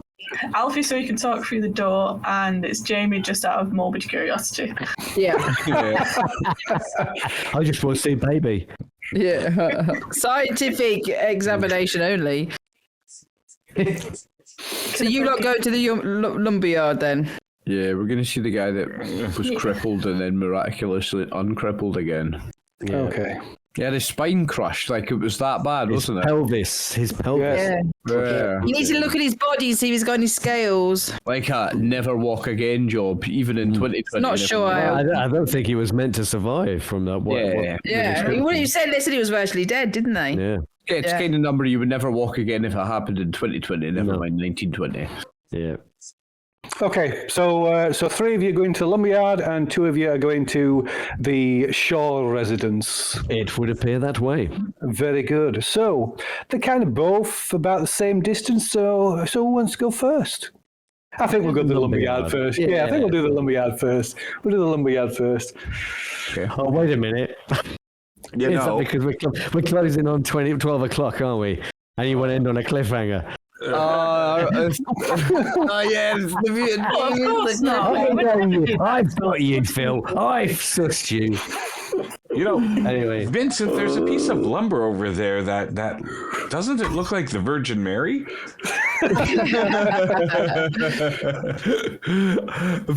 Vinny is starting to see religious images everywhere. He wishes he could see some real Catholic imagery once. Okay, so Randy, Vinny, and Karina, you head out of town into the fringes of the Dust Bowl that surrounds Bingham. I think we got an image of the Dust Bowl. I do believe we have. Yeah, so this is kind of what the state of things are outside the town limit. Okay. Dusty and bowly. Dust Right. Bowl, aye. It's a pretty good description. So this is quite mild. Out as you go further out, you can see homes. Some of the homes and remains of like farm machinery almost completely buried. You just like literally just rooftops poking up from these like massive like sand dunes. But yeah, you come to the lumber yard. So it's big like fence, a big wooden fence enclosing the place. There's as you arrive, there's trucks. A couple of trucks leaving, stacked with lumber, surprisingly. So inside the gates, you can see there's stacks of lumber. So you're like stored, seasoned, being processed for sale, and you can hear the sound of various like machineries, like wood saws. There's tractors and forklift trucks, circular saws, band saws, people working with chainsaws. And there's these huge stacks of like logs that maybe like about 2 stories high, secured with chains and Chainsaw in 1930. Yeah, there were chainsaws. Yeah, chainsaws in 1920s. Yeah, big, bulky. Yeah, not very bloody dangerous things. But yeah, there's quite a few people at work, and they kind of give you a glance, but don't pay too much heed. One guy comes over and warns you to stay away from the areas where people are working, and particularly to stay away from where the like wood is stored. And you can see there's notices up saying it's like dangerous, shouldn't be unknown, unauthorized people in these areas. So to one side, there's kind of be like a big warehouse type place where the people are working in processing wood, and the so big like band saws are. And to one side, there's a small sort of log cabin type thing that's clear. Must be the office. Genuine question. Yes. Do a lot of people have a missing finger? Do a lot of people have a missing finger? I guess that'd be a spot hidden roll. Because just in my like in real life, I worked in sawmills when I was younger, and like still to these days in sawmills, there's a lot of guys got a missing finger. Well, I imagine there's a lot of accidents. Unless miracles were performed on. I was going to say, a lot of them probably didn't have Reverend Cornfield to bless them. They've got a missing finger, but a Most of scaly them one. have 11 or 12 fingers now. So yeah, you see, this people. You see, there's at least a handful of people that you see that have sustained injuries. That have sustained injuries. That have sustained injuries. They've got injuries that might have been sustained during the line of work. I mean, you can't say for certain, of course. Apologies to anybody that's got one hand that watches this stream because it's been brutal from the start for you. Yeah, It has been right, it's yeah. kind Well, of like hangy. Jamie. Yeah. But mine's growing back. Something's going back. So what are you doing? You're in the lumberyard. Well, we need to go speak to what was his name? Henry? Something Henry? George Henson. George Henson. We need to speak to him. Yeah. So George Henson is the labourer who was nearly killed, and excuse me, is got his name again. It is, and Hillard Fowler is the owner of the. It was the drunk. He was the guy in the saloon, and he's the owner of the lumberyard. Ask Henson about the Muppets. Not been invented yet. Did you say we passed an office? There is an office, yeah. Yeah, so probably head towards that to ask where to find him. Yeah. I like Is that where sell all the Muppets actually? Might be. You all going to the office? Yeah. Yeah, okay. So like I say, it's just a small single-story building. It's just a single room inside. There's a sort of late middle-aged woman with horn-rimmed glasses sat behind a desk at a typewriter.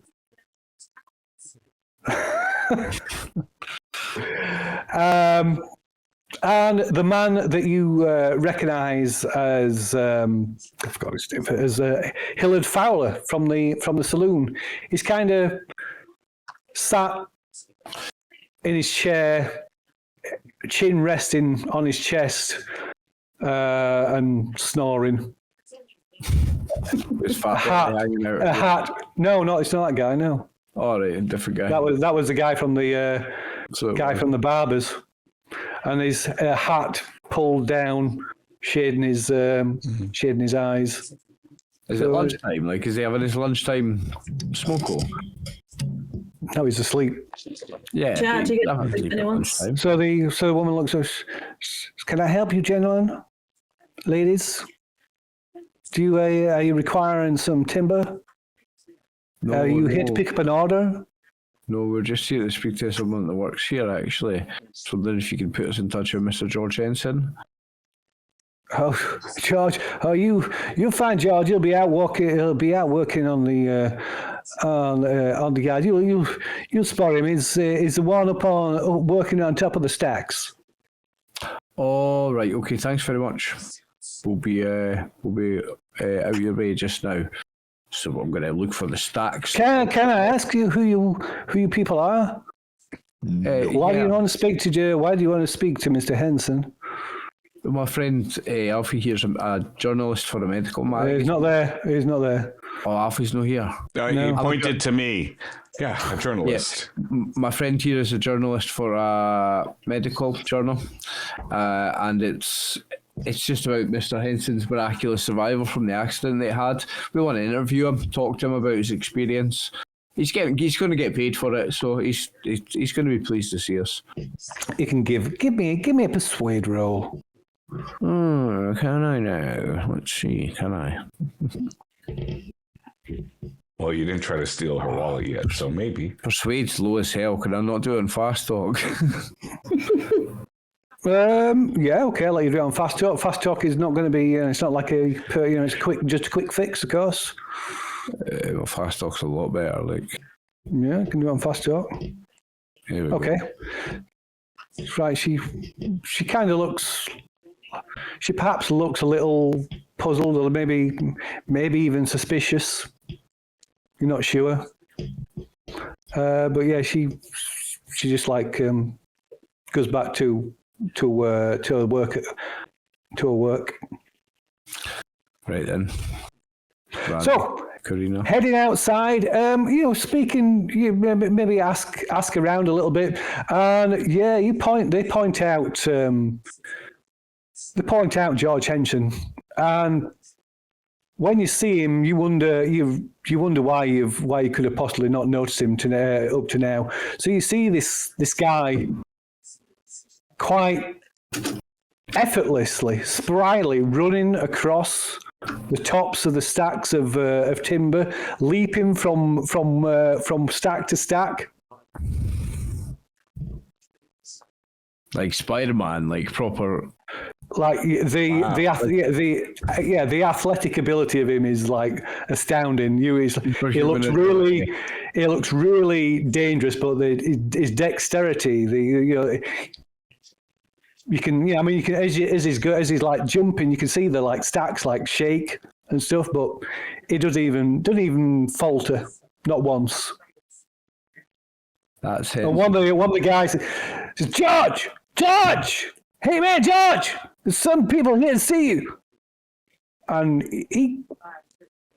he kind of almost monkey-like, he sort of skips, half climbs down these stacks, jumping onto lower piles of logs, and just like I said, just jumping back and forth. And he comes down, he gets down to the bottom, lands. As he lands, he kind of like freezes when he lands, and pauses in that kind of pose for a second, and then suddenly like springs to his feet and dashes forward straight towards you. And you think he's gonna run directly into one of you, and he just suddenly like stops. Like unblinking, this unblinking look on his face. And hi, I'm George. You want to speak to me? Yes, George. Pleased to meet you. And he thrusts his hand out. He's almost robotically, just comes out this like just blindingly fast. Grabs your arm and starts shaking your hand, and then pulls his hand back, and then he snaps his head off. I'm gonna shake his hand too. Says, "Guy, come over here!" And he just like suddenly darts over to one of the to one of the warehouse buildings. No, when he does the head going around thing, is that like the woman in the barber shop? It's similar, yeah. Does his hand, when he shakes his hand, does it feel like there's excess skin there, or is it? Does his skin feel normal? Yeah, it feels normal. Yeah. So when you get over, it says, what can I do for you? Just wanted to talk to you. Go ahead, talk. Friend here is a journalist for America. Hi! And he comes over and shakes your hand. We wanted to talk to you about your accident you had. Oh, yeah. You were the Reverend saved my life. Miracle.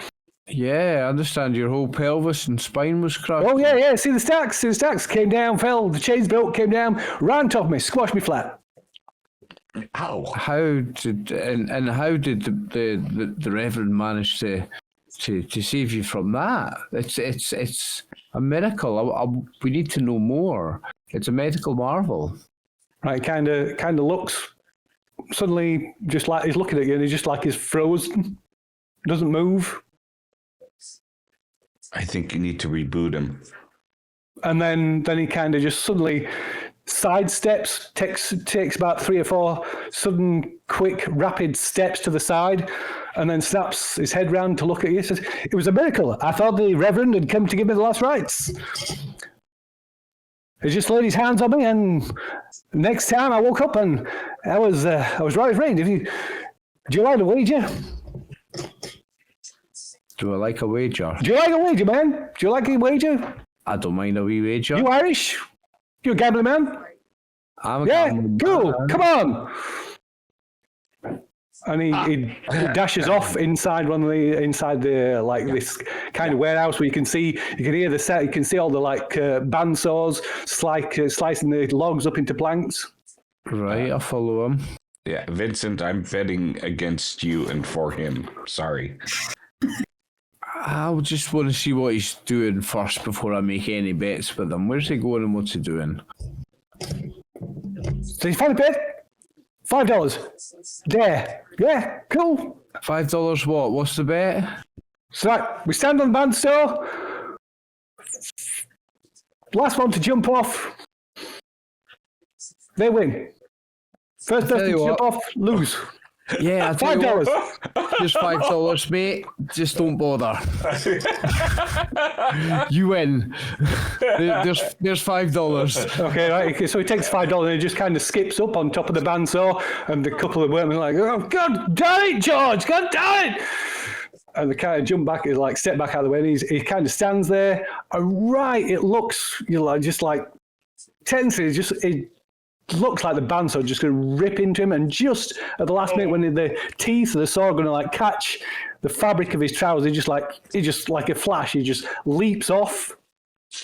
Leaps a good 10 feet or so. Crazy man. Landing on a stack of planks. You gotta find a different hobby.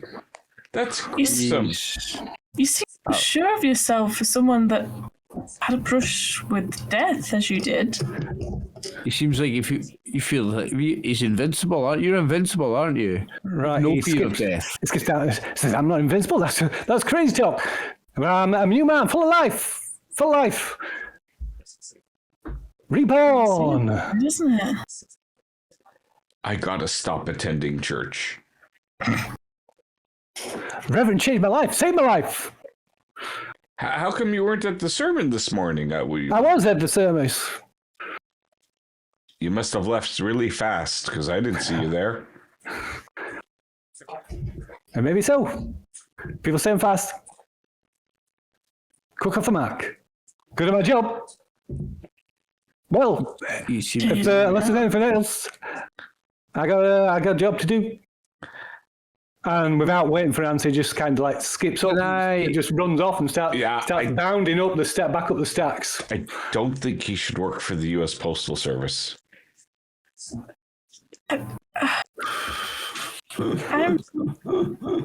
What a strange fellow. So I think we will cut while you're watching Mr. Henson. We'll cut to Alfie and Jamie as you approach the. I forgot what they're called. The Showbounds. The Showbounds. I thought you were going to. Was it the blacksmith you're going to see? I thought it was the Shaw residence. Oh, no, we're seeing the baby, are we? Oh, it is. Shaw Red. Peggy and Thingy. Peggy Shaw. Peggy Shaw, that was it. Peggy Shaw. So, you make your way through the streets of Bingham.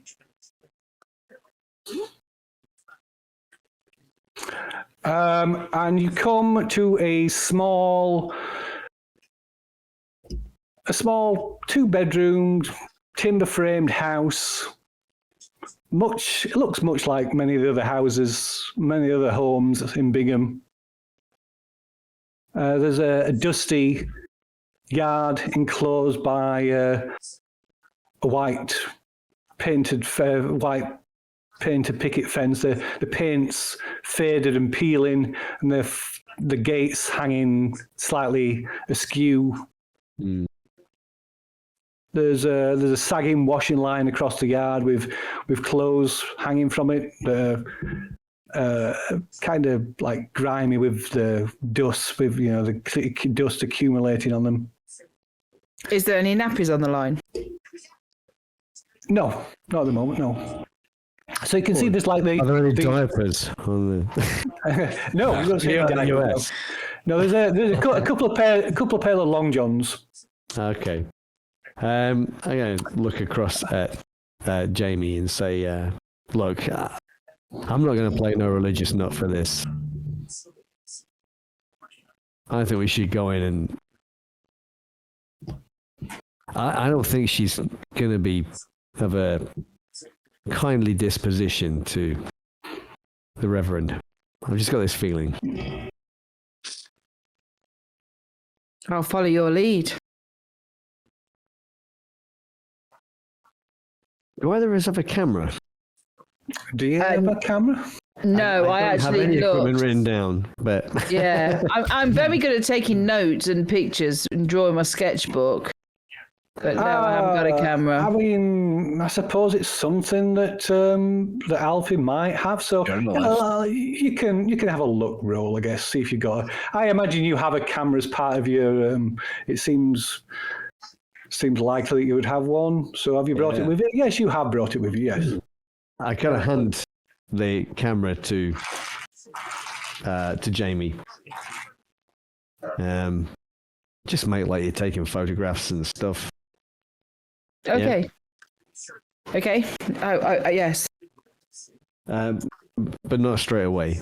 When we get permission. Okay. Yes. Oh, yes. And I'm going to walk, push open the gate, hoping that it doesn't fall off its hinges. No, it squeals a little bit, but and kind of scrapes across the ground, but it doesn't fall off. No, and as you do, you can see on the side of the house is like a screen door, but the door behind it is open, and you can see through the screen door. You can see what looks like a kitchen, and you can see. You can't make out any details, but it looks like a woman moving about in the kitchen. Okay. I'll knock on the door frame and look through. Mrs. Shaw? Okay, you kind of hear there's a pause, like a pause to this, the sound of movement pauses briefly, and you hear these shuffling footsteps, and figure of a young woman appears. Her outline's a little blurred, like diffused through the screen door, but she looks young. Can't be more than like 19 or 20. Yeah. She looks. Her stomach looks swollen. She looks like she might be pregnant, and she's wearing this kind of faded, slightly threadbare, flowery blouse. Wait a minute. She didn't give birth. Did she give birth? I'm trying to imagine. I'm trying to remember what we were told. We did another She was having a difficult birth, right? Yeah. So she's giving birth, as far as you know. Yeah. Yeah, because he said she was at home looking after the baby. So she says, "Excuse me, can I help you?" Are you Mrs. Shaw? Peggy Shaw? I am. I'm Peggy Shaw. Who am I? Are you friends of Gregory's? Do you know where he is? I'm sorry. No. Gregory is your husband, is it? He is. So you know Gregory? If you see Gregory, you tell him I want him back home now. I don't know what he's playing at. Actually, I was hoping that I might be able to speak to you. So she pushes the screen door open. You can see, yeah, she's really like she's clearly young. Like I said, no, can't be more than 19. Yeah. Does she look far gone, or is it? No, like, she looks. Yeah, she's a little. There's a little bit of a bump. Not. Yeah. Okay. And she looks tired, and weary, worn and weary. Yeah. Like you could have just said, she looks like a parent. Yeah, drawn and tired. You can see the dark rings under her eyes. She's, she looks like she's, a really pretty, really attractive, but yeah, she's clearly tired and worn out. Says, you want to speak to me? Why you folks want to speak to me? Well, it's about Reverend Cornfield. Oh, you friends of the Reverend? Why, come in. Okay. Well, I'm going to And step in. she goes back into the. Oh, this isn't going how I expected, but Okay, so stepping in. Are you both going inside? Yeah. Yeah. Okay. So stepping inside, it's the. I mean, it's not. You're in Oklahoma. Although, even though it's April, the temperature is warmer than back over in New York. But the heat in here it's almost overbearing. It's really muggy. You can and it's coming. The heat's coming from like a wood burning stove that's clearly well stocked. There's like wooden logs kind of poking out the door, and so Peggy sits herself down on a chair opposite the stove. She says, I apologise for the mess. I'm a little overrun at the moment. Please take a seat. You say your friend is a reverend? not exactly. I work for. I'm going to name a newspaper. I'm hoping that I would know maybe of a local newspaper or something. Well, give us a no roll then. Oh, give us not a no roll. Give us a. Have you got a what would you take as a professional? Oh, that's a real good question. What's your most kind of professional skill you've got? You got creative writing, photography. I don't know of anything really that would. I would say give us a no roll then. An idea roll. Yeah, that's probably better. Guess knows education, ideas, knowledge. Oh yeah, idea roll. That'll do. Is it okay? Yeah, I would rather have done the no. What's a no roll? That's the education. Yeah. It's education. Yeah. So I'm using terminology from other editions. Okay. So you. Yeah. I'm naming it a local-ish newspaper, not maybe from Oklahoma City. Yeah.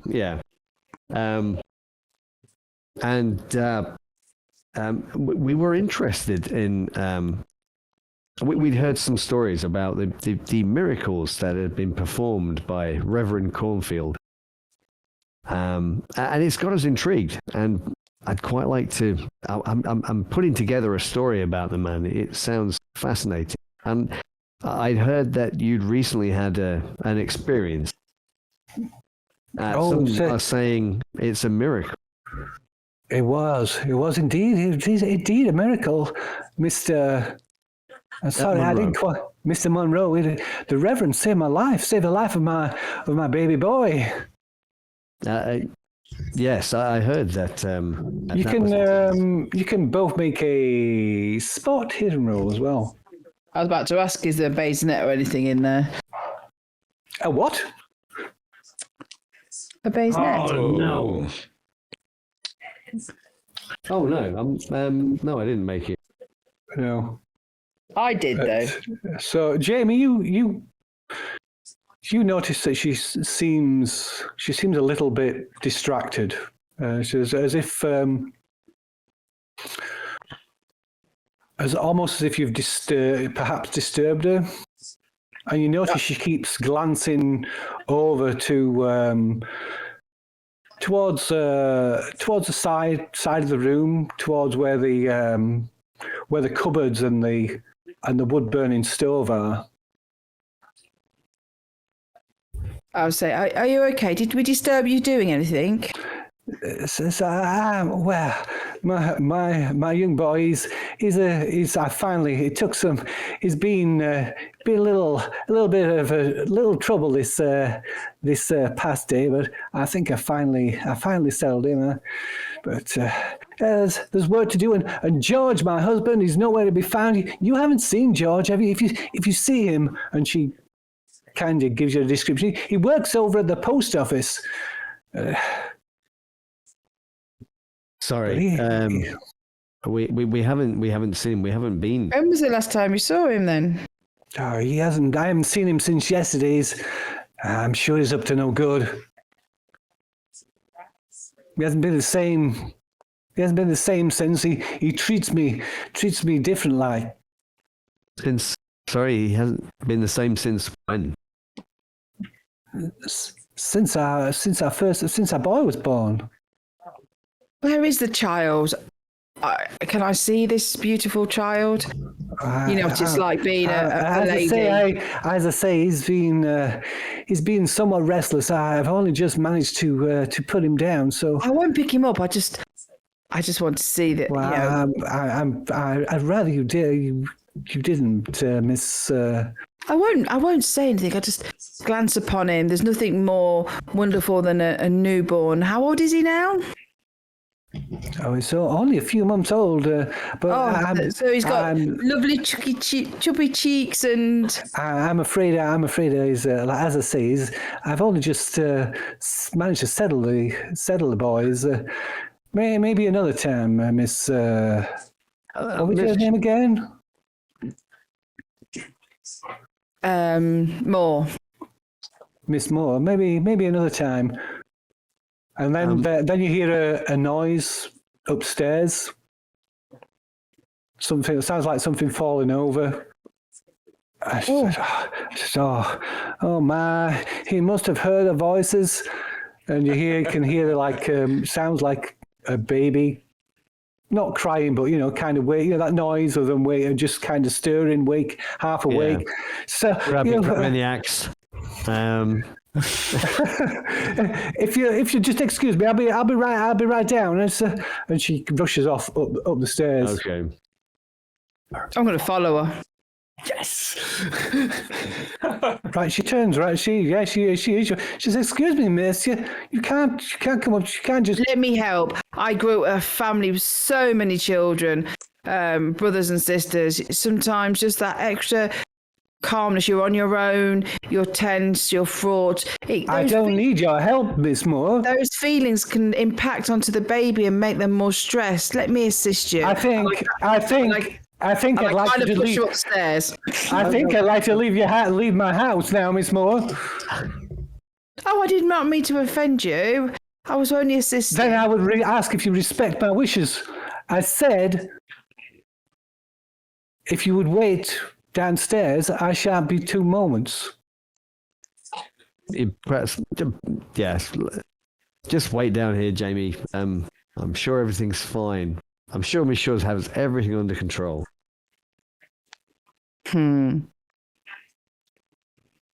Right, you can see the look on her face. If you push this any further, then she's gonna kick you out. Yeah. Oh yeah, no, I'll go back down. I was going because she's been so funny. Shall I make you a tea while you're seeing the baby? No, I'll be fine. Like I say, I'll just be 2 moments. Just you rest yourself. Okay. I'll sit down. I'll make a big show of sitting down. Okay. Oh, while she's upstairs, I'm so searching the room. Yeah. Okay. So you can hear the sound of them moving around upstairs. You can, oh, are you okay? Oh, are you okay, baby boys? You say, Mama's here. And you hear the cooing of a baby and the cooing of the mom that back and forth. She's trying to get the baby back to settle the baby again. But he's not crying. He's not crying. You can hear it, but he's saying, it seems quite. Yeah. Any hissing noises? No hissing sounds. He's not crying. He's making those noises baby lizards do. Yeah. They don't make any noise. just swallowing his mum. Yeah. Dislocating his jaw and swallowing her. So you look around this room. It's I want to look over in that where she looked over towards the. Yeah. Okay. What it was, the burner, wasn't it? The log burner. Yeah. Okay. So you kind of look over. There's can't see anything around. Because there's a gap. There's a gap underneath it, of course, because it has the clearance between the bottom of the stove and the fire. And you look underneath And beneath the oven, where it's nice and cozy and warm, is a tray of sand. And half buried in the sand is a clutch of leathery-looking eggs. Oh, Shit. And the shells of these eggs, they're semi-translucent, and within moving and twitching inside these eggs, you can see this half-human, half-serpent-like fetus. Oh shit. I'm glad I'm not there. Thank you, Vinny. Squirms and moves Wow. and twitches, and you can make a sanity roll, the pair of you. Oh, bollocks. Oh. No fucking way, man. Oh dear! Oh shit. Oh, man. And you lose 1d3 points of sanity. And you, so it's an involuntary reaction. Remind me why I If played this something game appropriate, again. or if you just couldn't quig.